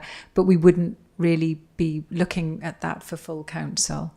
And I think people also just wanted to clarify that at the moment we're seeing a different functionality, obviously at home, than you are in the chamber. So Councillor Brown has said she's come in because she doesn't currently feel that she wants to use that online. And I personally haven't attended a meeting online with this system, so I can't speak about the experience online. But I do take on board what members say about, sort of feeling relatively, it could be quite an isolating experience if you can't see what's going on more widely. So with that, then, I suppose we've kind of got a summary of key issues, I think, and I know John's been taking copious amounts of notes here, that members would like to see improved. So What is your sense, John, about, when it would be sensible to perhaps, attend to these matters and then potentially come back, run a further survey with members and come back to Democratic Services, so we can look at, how is it working? Because presumably this will be enacted in all of our committees in due course. In terms of teams and scrutiny, the scrutiny chairs have chosen to stick with teams on the basis of it's not a decision-making committee as such. It's more of a open debate, active conversation, policy development, etc. And they found teams to be easier where you could interject and talk over the top of somebody. That's the scrutiny chair's choice. If that's the platform that works for scrutiny, then that's great.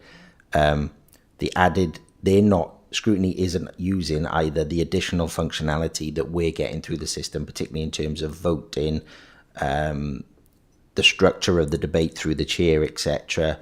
It's a lot more strict, as you say, for full council than it is for other committees. So the flexibility is there. We've also got the flexibility within the system to open up microphones and make it more open, but it can become unwieldy and difficult to manage, in the same way that when you've joined a Teams meeting and 3 people have got their microphone on and a dog's barking in the background and all that jazz. So it's designed to just make us look a bit more professional and structure things in a better way. I think I've got plenty of points. I've got things that I can take away. The thing for me at the moment that I'd like to steer from the committee on is whether for full council in September you would want to trial it as a gallery view, like we are now, so that all members can see it. Because my concern is we're getting noise from a few members who aren't listening to this debate, who aren't understanding the reasons why we're implementing things in a certain way. The only way they're going to understand it is through experience. So we've tried June and July, a way. Would the committee be happy to recommend to the group leaders that we do a gallery view for September's full council? We have a Democratic Services meeting in October, and we can get members feedback again after the September meeting to say, was that better, was that worse? And at least we've got a decision on, right, this is how we're going to use the system going forward. How do we make that better? Whereas at the minute, we've got lots of options that we can do, and we're trying to tweak little different bits depending on the option that we want to do. In my head, I'd like a clear decision on where it is we're going with the system, how we're going to use it, and let's make that vision better than talk about, are we having a gallery view, or are we having a single speaker view? Can we split it out and have different things all over the place? That's kind of a decision I'd like from the committee, I think, is do you want a gallery view for September or carry on with it as it is? I mean, obviously, we tend not to vote in that. But do you want to sort of just give an indication? Would you like to trial the gallery view? Nick can put a vote in. Yeah, well, we can put a vote in if you'd like, just to see those who'd like to trial a gallery view and those who would prefer not to. Do you want to do that, Nick? There we are. Okay, so have we all voted there, Nick? Yeah. Okay, so what does it say? Oh, it's on the screen. Yeah. Okay, so that's kind of a clear indicator. We're going to have a go at it. Can I suggest, though, I know you want a clear steer, John. I think, when is our next Democratic Services after October? December. So whilst we can get feedback on was the gallery view helpful or not, maybe, do you think, and we can do that after the September meeting, do you think it would be wise for us to hang on until our December meeting before we kind of, do a survey? Because then we'll have had September Council and October Council. If after September Council people say, no, we don't want the gallery view, do you know what I mean? We've got like sort of a better platform to say to people, right, we've introduced this functionality, we've done this, we've done that, we've trialed the gallery view, these are the reasons. now what are your thoughts? So maybe we give them actually a few questions which we can come up with perhaps in our October meeting, and then we send that out to councillors to sort of give us a bit of a steer. What do you think? Is that reasonable? Is that sensible? Because I don't think it would be helpful to kind of, you know, get people to have a knee jerk. I do understand some of the frustrations, but we do, all of us want the best system, don't we? That's going to improve functionality. And for full council, that may be this. It may not be, but I don't think we're at that point of making a firm decision yet, are we? Because we're still all learning how to use it. I mean, obviously, I still can't work out how long to press my button for yet, but we'll get there. Okay, so Myrion. Could I suggest that the group leaders also request, if that is going ahead, that the group leaders ask their members to actually take part in the survey as well as 12 responses out of 46. That's just 25%, really, is a quarter of members. So to get a clearer picture. Yeah, I think that we can do that. I think you're right, and that's why I think I'd be loath for us to draw firm conclusions on that basis. But if we repeat it, you know, after September and October with some clear questions, and with an ask of group leaders to ensure that their members are, you know, either fill in the survey or forever hold your peace about the system. Okay, right. Is that clear enough steer for you, John? Yeah. Yes? Okay, thank you. That's helpful. Thank you for all the contributions. A long debate there, but I think we do need to get it right, don't we? Okay, so we move on to... I've lost the agenda now. I was very excited in that debate, as you can tell. Okay, item 4. So, member induction programme. You have all had the opportunity to have a look at this, and also, given that we had so many new members in the last term of council, perhaps, hopefully, you've had an opportunity, obviously, because you've been through the new induction programme. Well, we all have, but, you know, for the new members, obviously, it was perhaps more pressing. But equally, there's now a number of items that John has brought forward, and, you know, to do some thinking. I'm not saying we're going to get all this right in this meeting, just to do some thinking about what are the right things for new councillors in 2027, and in kind of what way would we want that delivered. So I'll take your contributions, and that will help John steer this programme to really meet councillors' needs in the new term of council. Do I have any? Oh, Councillor Keir, go ahead. Thanks very much, Chair. A couple of points, first of all, in terms of recommendations for mandatory, optional, recommended. This is just my view. Introduction, so this is page 2, Introduction to Planning Committee, all councillors. It says optional. I genuinely think that should be mandatory. I think it's a really, really important, and if you don't understand the process, it can cause you difficulties in dealing with people. I think having that knowledge of how members of the public can contribute, what they have to do in terms of registering to speak, what the appeals process is, I do think that should be mandatory, in my view. Equally, so the Code of Conduct, page 3, that I just noticed, that's a refresher. The Code of Conduct is mandatory, so that's the refresher was there. The other point, on page 1, the second paragraph under first month, I guess I started to write a load of notes down on things that I'd like to see in that, but I guess fundamentally this is just a heading, and that the agenda on what actually would be covered. So I was writing down things like motions, questions, voting, ironically what we've just done, understanding full and subcommittee processes. Is that going to be detailed at the time? Is it too early to spread this out, is what I was saying? Because I'm starting to think about detail as opposed to headlines. Thanks, Jay. Thank you very much. I do apologise. I'm just going to bring John in. I was got ahead of myself there in case there's anything John just wants to draw your attention to before you go in. No, I'm good. That was an excellent introduction, Chair. No,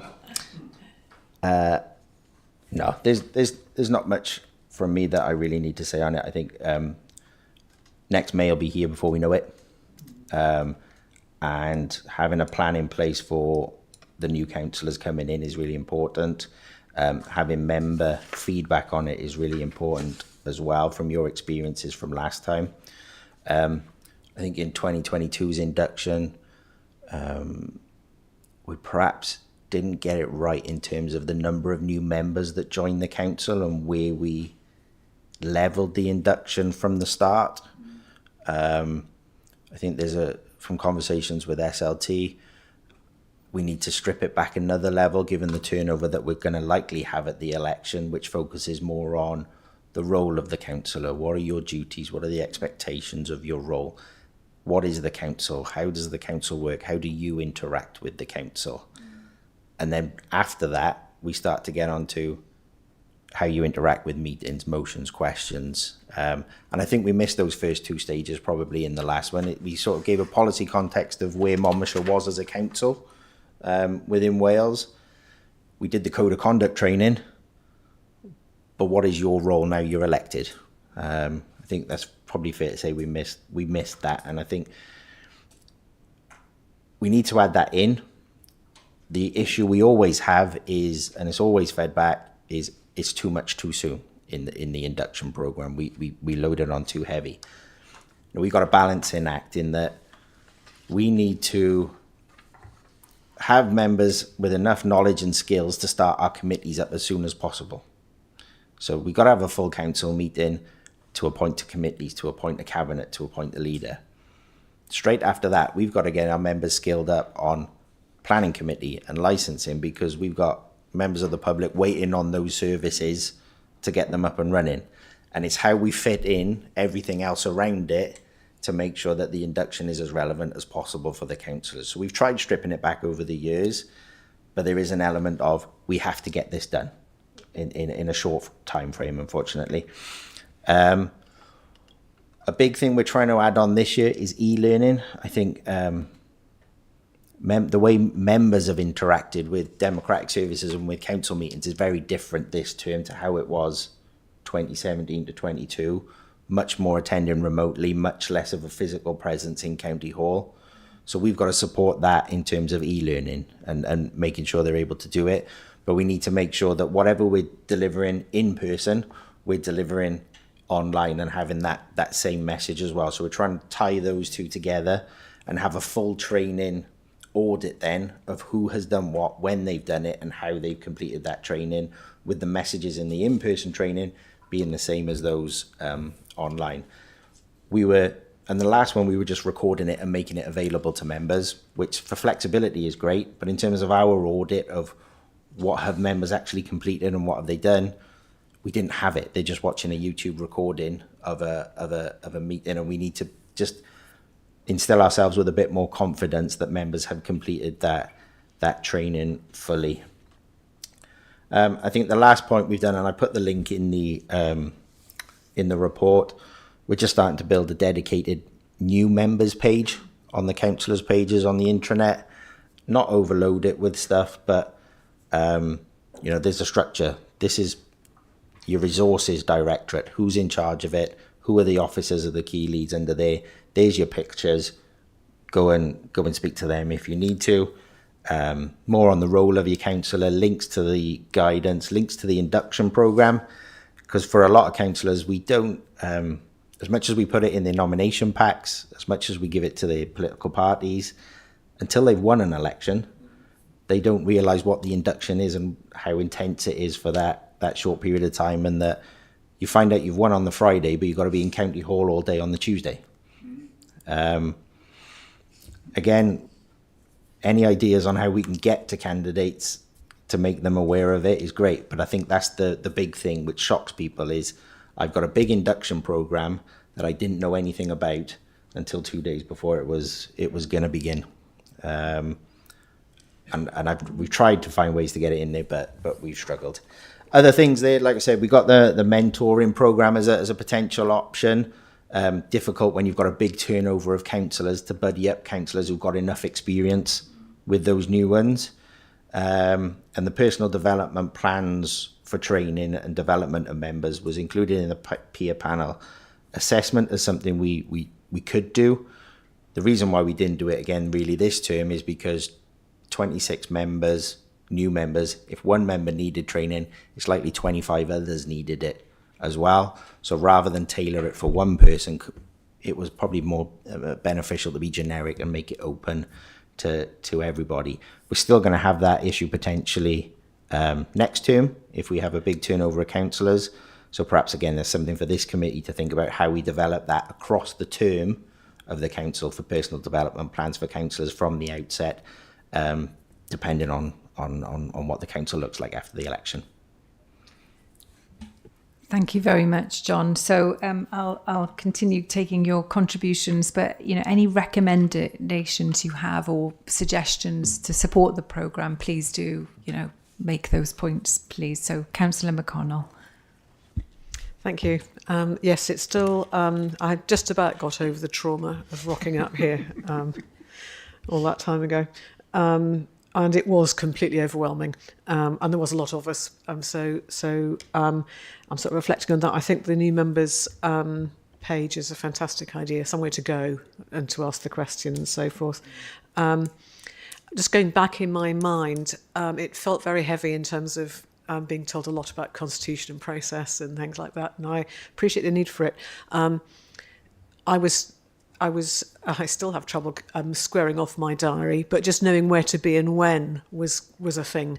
And so getting diaries populated automatically, for instance, would just be that would just be a big load off. So really quite simple, really simple things like that would be, so the training will be driven on one side by what people have to know, but if we're empathising with the person, they really just need to know. They'll be worrying about where to be and when, and how to get there, or whether you can park, and all those peculiar little things that clog up your brain and stop you listening to the important stuff. And I just thought automatic population of everyone's diaries with all the committee meetings. You can always score out the ones that don't apply. And it might be a message to, certainly to political parties, to say advice to all candidates would be to just keep your diary completely clear for a month and a half or 2 months after the election, and then you can sort of work it from there, because it's going to be heavy. Just put that very simple heads up rather than lots of again that really, really simplified information. And the only other thing, especially because we do much more remotely and staff are doing more remotely as well, it would be really nice. It would have been really nice to have met quite a lot of. I'm a sociable person. I like seeing people in the flesh, I guess. But it would have been really useful for me to make sort of eye contact with the people. I'd got an organisational chart and a list of names, but some sort of social event almost, just to actually shake someone by the hand and say who you were and so on. So that's my reflection. But as by and large, the structure looks fine to me. Thank you, Councillor. Councillor Howells. Yeah, thanks. I similarly felt a bit dazed from the overwhelming amount of training that we needed. Do we know exactly how many hours are expected in that first month or so, to so candidates have an idea of what is expected of them? Sorry. Yeah. And as independent members, I think we felt a little bit less supported than the people that had people in the Labour or the Conservative parties that they could refer to. personally, I was new. I didn't really know anyone. I didn't know Francis. I'd chatted to you a few times, so I didn't really know where to go, sort of to get advice. So as independent members, is there any further support or mentoring that would be available to them? And also, I think it would have been useful to have some sort of scenario-based casework, so that we could see what type of casework we were expected to handle, and then how people worked through that. Thank you, Councillor Howells. Councillor Edwards. Oh, you've switched yourself off. You're back on. You're back in the room, Councillor Edwards. Sorry, Chair. I have got questions, but they've all been answered so far, and the last one was answered just now. So I shall lower my hand. Thank you, Councillor. Councillor Thomas. Thanks. Yeah, I agree with everything that's been said, and the vast majority of the training, as it were, must be online. But as somebody who came in 2017, in one way it was easier, as people have alluded to. You actually could put names to faces, who runs what, etc.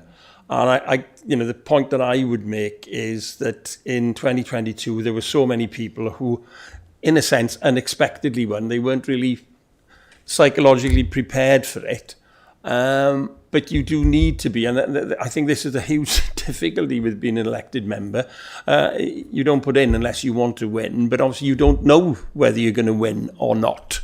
But I do think in the sort of pack that goes out before people, are elected, that there is some allusion to the sort of time commitment. And I fully appreciate that people aren't all in the same position. And lots of people have got other commitments, families, etc., jobs, and so on. And they have to manage that. But I do think they've got to a certain degree, realise that that's what it is. And obviously things are easier now with e-learning, etc., and being able to come in online. But what it doesn't help with is that initial sort of interaction with democratic services, with other officers, knowing who does what, when, etc. My suggestion would be that there should be some sort of additional, if you like, drop-in, perhaps online or in the room, as it were, so that people actually find out. And I do think I was amazed with some people how much knowledge they lacked of how the system works. They hadn't really sort of clued up a little bit on that. But to be fair, until you're actually doing it, it's like any job. Until you're actually doing it, you don't know what it's like. And I think we should probably learn. There must be programs for staff now within MCC who are new to the authority, they're appointed, etc. The induction for them, which is much more online, etc. And people are working remotely. And I do think for lots of councillors, it must be difficult. If you're not familiar with it, you don't actually physically meet people, and then you haven't got somebody say, well, I've had this happen, what do you think I should do? And without being in any way party political, if you look at some other areas of the country where people have gone in who were very young and very inexperienced, and more the inexperienced rather than being young. Nothing wrong with being young. I obviously was at one time, but a long time ago. But some of those councils are failing to meet their statutory obligations. People have been appointed to chairs of committees, and they don't know what they're doing. They can't do it. And there is a big responsibility when you become an elected member, whether you're a chair of a committee or not. But you are paid for it, and you do have a responsibility. And if you don't do it well, it won't just be in the local Beacon or the Cron next week. It'll be online that night if you make a complete faux pas. So I do think we need to think a bit more strategically, a bit differently in terms of, undoubtedly, there'll be lots of new, fresh people coming in, and they need a bit of support. Thanks. Thank you, Councillor. I do take your point about the fact that there is a balance to be struck in terms of what's required of people, but also, as the point Councillor Dimmock made earlier, we are likely to see, there has indeed been over the time, I think I must be the longest serving councillor here now. It's frightening. That we will see many more people with responsibilities, whatever they may be, outside of the council, whether that's working, caring, etc. And as the demographic changes, so it's going to be a tough balance to strike for both our democratic services colleagues and for new elected members. Councillor Dimmock. Thank you, Chair. Can I just make sure you can hear me? Just a thumbs up? Yes. Right. Okay. Like anything, it's getting that balance. And I think if anyone was watching from the public today, it would put someone off being a county councillor, listening to maybe some of the contributions we just heard. Yes, it's difficult. Yes, it's a lot of work. It's a huge amount of responsibility, but my gosh, it's the most rewarding job I've ever had. And yes, okay, it's a paid role, but if you think about the effort that some of us are putting in, I've almost become a 24/7 emergency contact within my constituency. I know that there are members who can't say that and aren't responsive to their residents, which is really sad when people have put their trust in people standing for them.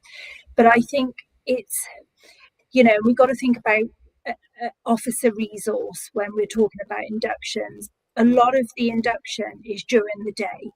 Now, yes, you can use annual leave.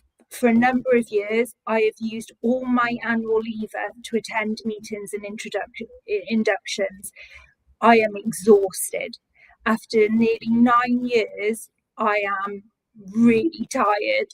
It's not going to be feasible to continue working like I do. But I think if we were to have a mix of evening and daytime meetings and seminars, and I know we are shifting more to those member seminars in the evenings, but there's an awful lot that are still being done in the day, which could be done late afternoon, evenings. And I appreciate that's taken time of officers' personal time. So I don't know how we do it, whether it's, like some of the training we do in work, it's pre-recorded and members can sign on and listen to it. It is difficult. I don't envy John and his team trying to work out how we suit everyone. I really don't. But I think if there's going to be a lot of changes, I believe, come next May.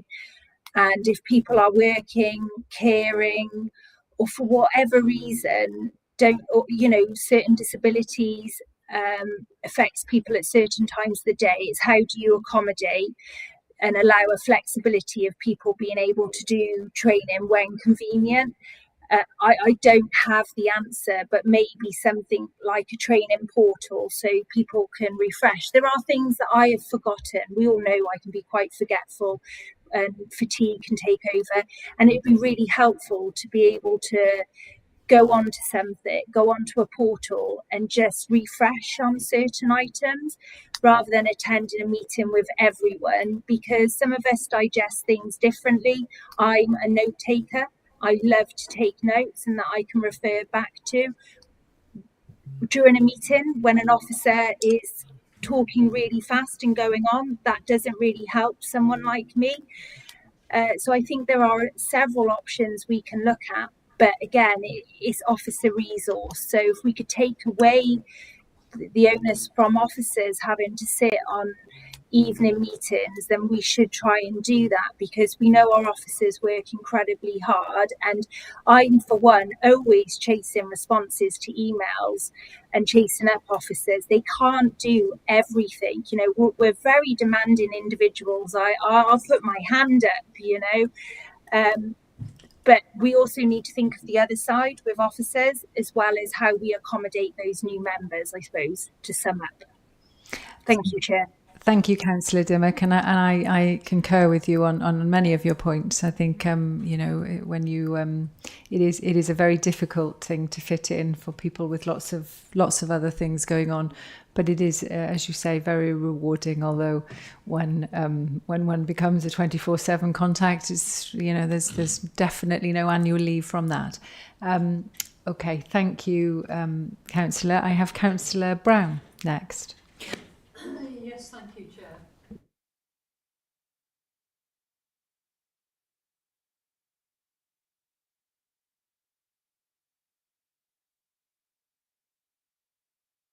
Councillor Brown, I think you might have turned your mic off. Sorry. Can you try? Oh. Okay, yeah, sorry. Okay, sorry. I'll start again then. Please, do you mind? Sorry. Yes, thank you, Chair. Basically, if you look at the table with regard to the training, the pre-election ones states that it's session recorded and made available online. But in relation to the other things, I mean, obviously, in terms of the declaration of acceptance of office, you have to do that in person.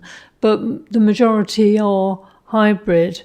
And I was wondering whether they also ought to be recorded and made available online for those who are working in other occupations and aren't available to attend, because that would be a way around making sure that they had the information available, particularly for these mandatory ones. Thank you. Thank you, Councillor Brown. I do know that John has been, and he can talk about this a bit more perhaps towards the end, but is looking at the degree to which some of these trainings can be made available on an online portal and people can access them, but that they can also, like you would if you have to do mandatory training in work, it gets recorded when you've completed that. So I know that is something, and to take up Councillor Dimmock's point, I think there are things that they're looking at doing which will be there and people can refresh. Obviously, some of the mandatory things, we really do want to know that people have done them. But as you say, there are some things which can only be done in person, only a few things, but there are some things that must be done in person, such as your declaration of acceptance of office. Until you've signed that, as we all know, cannot act as a county councillor. Okay, I have Councillor Keir.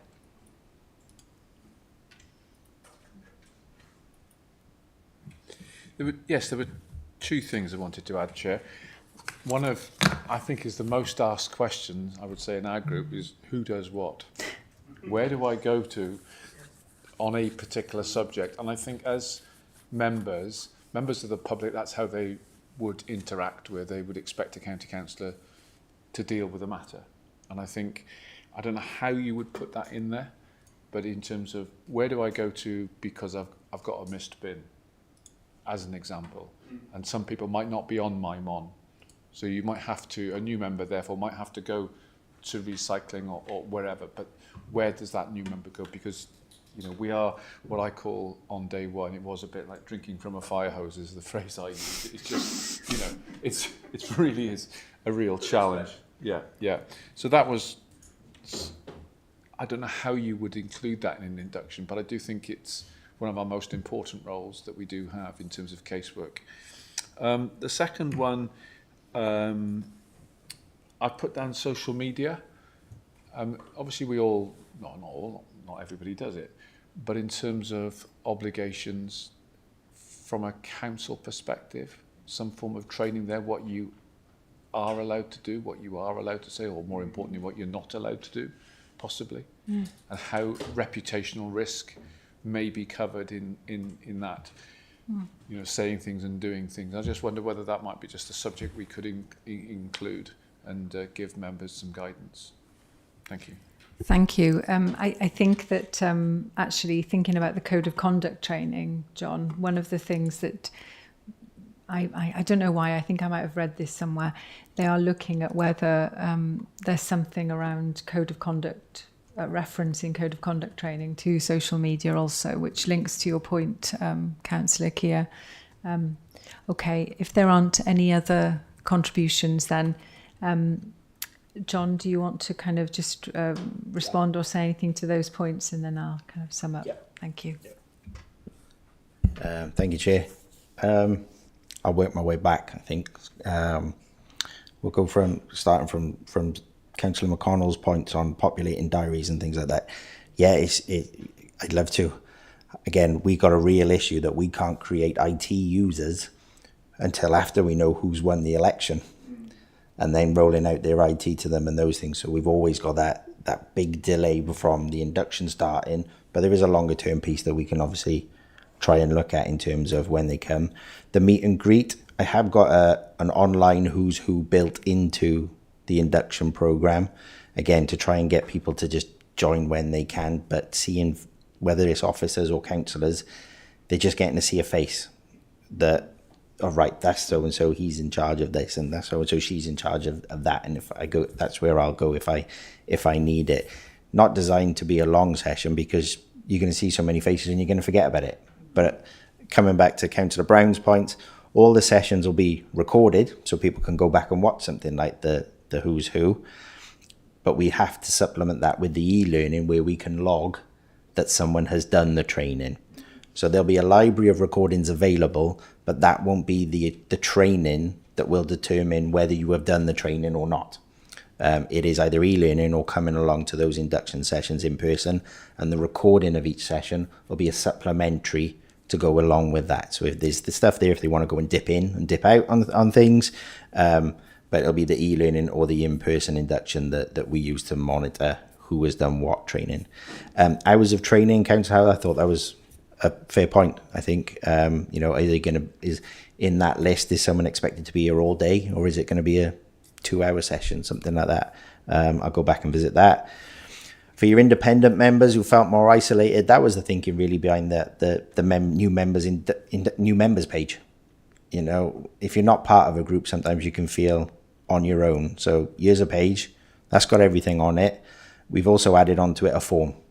You go on there, fill in a form, tell us what you want. It comes through to one of the Democratic Services team. We'll follow it up and we'll get back to you. So just a one-stop place for someone to ask any question they want about anything that they've started off with. On the scenario-based casework, there is another bit I'm working on is there's a WLGA councillor competency framework that they put out, which says the skills and competencies that councillors should have in their role. Something for a future meeting I've started to put together is what support then are we putting in place for these new members to have those competencies from the start, and how does that complement the induction program? So there's guidance in there from, again, the WLGA around how to manage a casework and examples of that. But Councillor Taylor as well has also said it'd be great to have scenario examples in the code of conduct and a workshop style thing, rather than this is the rules and this is what you do. What happens if, what would you do if? And again, that complements you've had the law and the rules, but actually putting it into practice. So there's ways we can get around or add that into the program as well.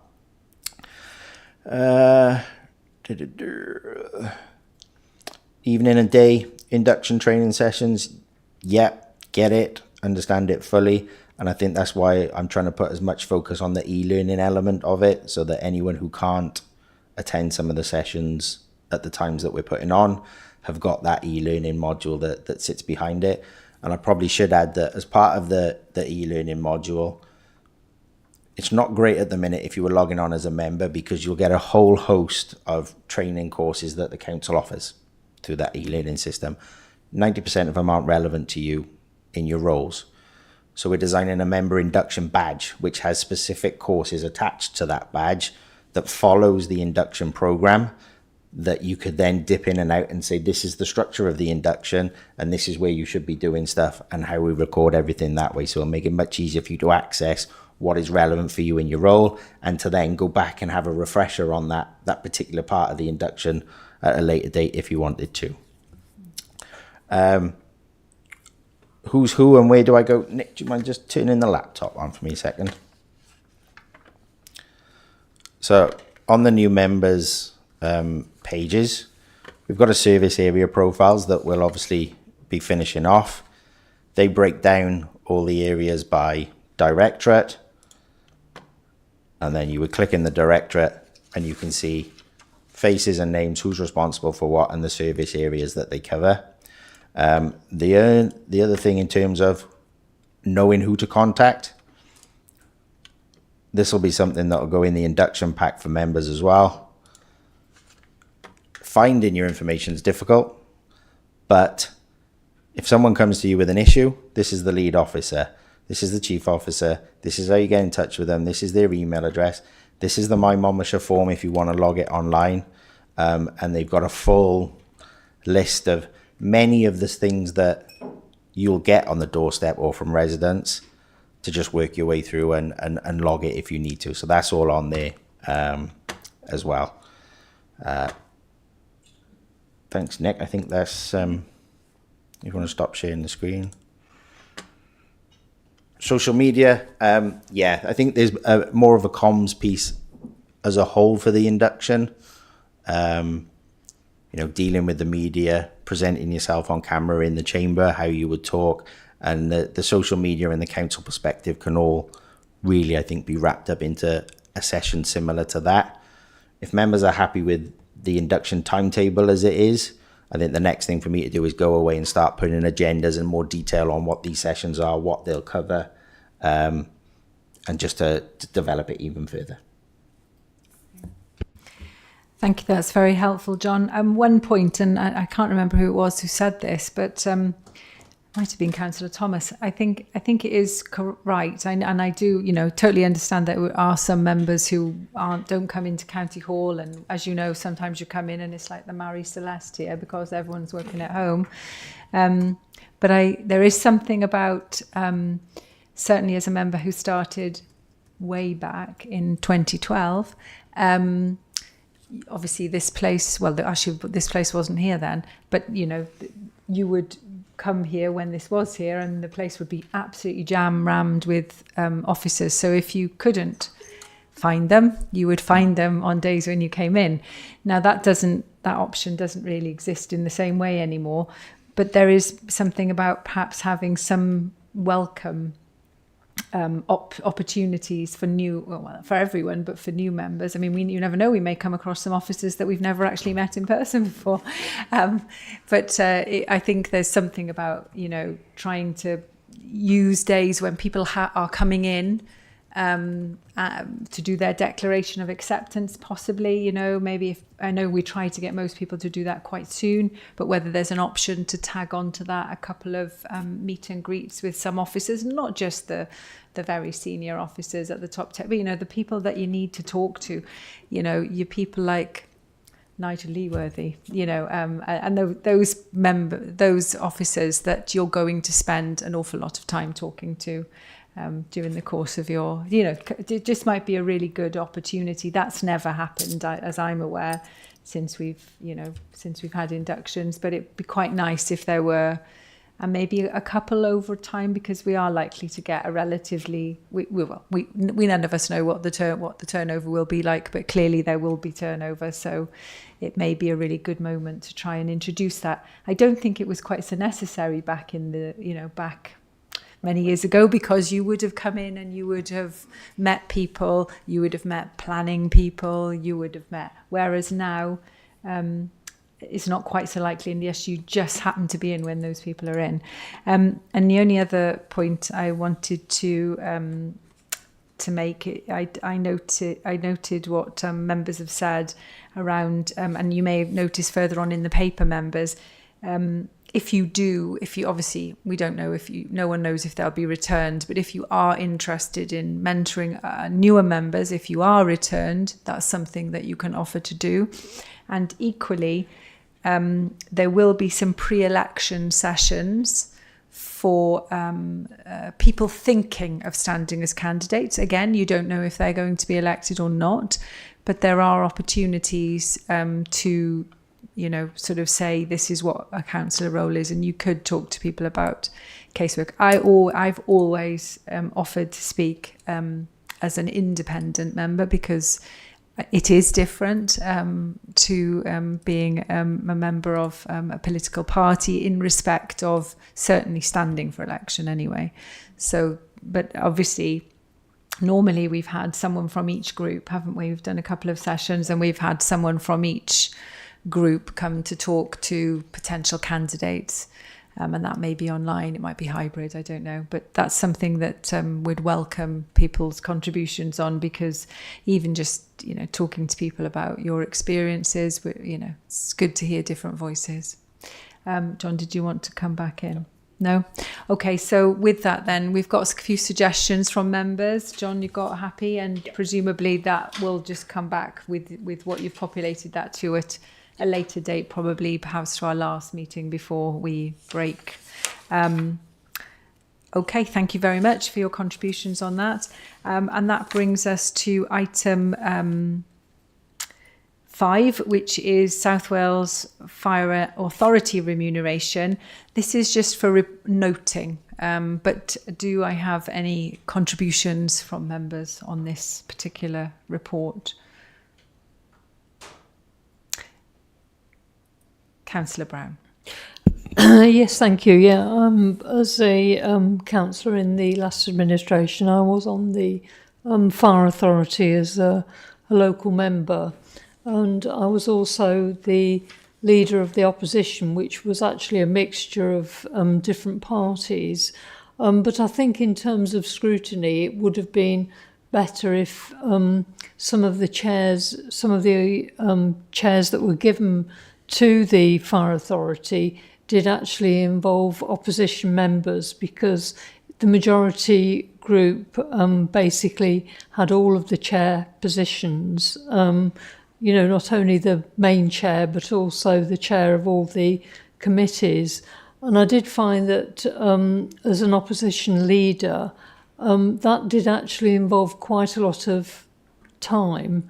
But it was essentially a voluntary role, which compares to the county council, where a leader of an opposition is recognised as a remunerated position.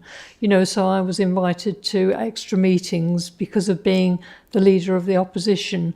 And, in the end, I decided it was taking up quite a lot of my time in doing the work. And I think in terms of if they're going back to appointing local authority members, I think they should have a similar sort of system to local government, where some of the chairs were opposition members. Not anything really to do with the remuneration issue, but really to do with the fact that it demanded more scrutiny, is my view. But I mean, I don't think that's probably relevant to this report because it's just noting it. But I just thought, as my experience of being on a fire authority, and I think actually the Welsh Government did take over the functions because they didn't think scrutiny was necessarily working properly, and obviously for a variety of other reasons. But if you haven't got a proper scrutiny system within it, then I think it's going to come across the same sort of problems. Thank you. Thank you, Councillor Brown. As you say, not the interesting points, but this report is simply just noting the Commission's proposals that member will now be a member of the administration, a member of the executive. Yeah, that's legislation. Yeah, it's in the legislation chair on the legislation structure. And just for information, not all members, leaders of opposition groups are remunerated. It's the main leader of the opposition, I think. But yes, that's a good point. Thank you, Councillor Brown. Okay, and I've lost my agenda. See, I've just put it over there.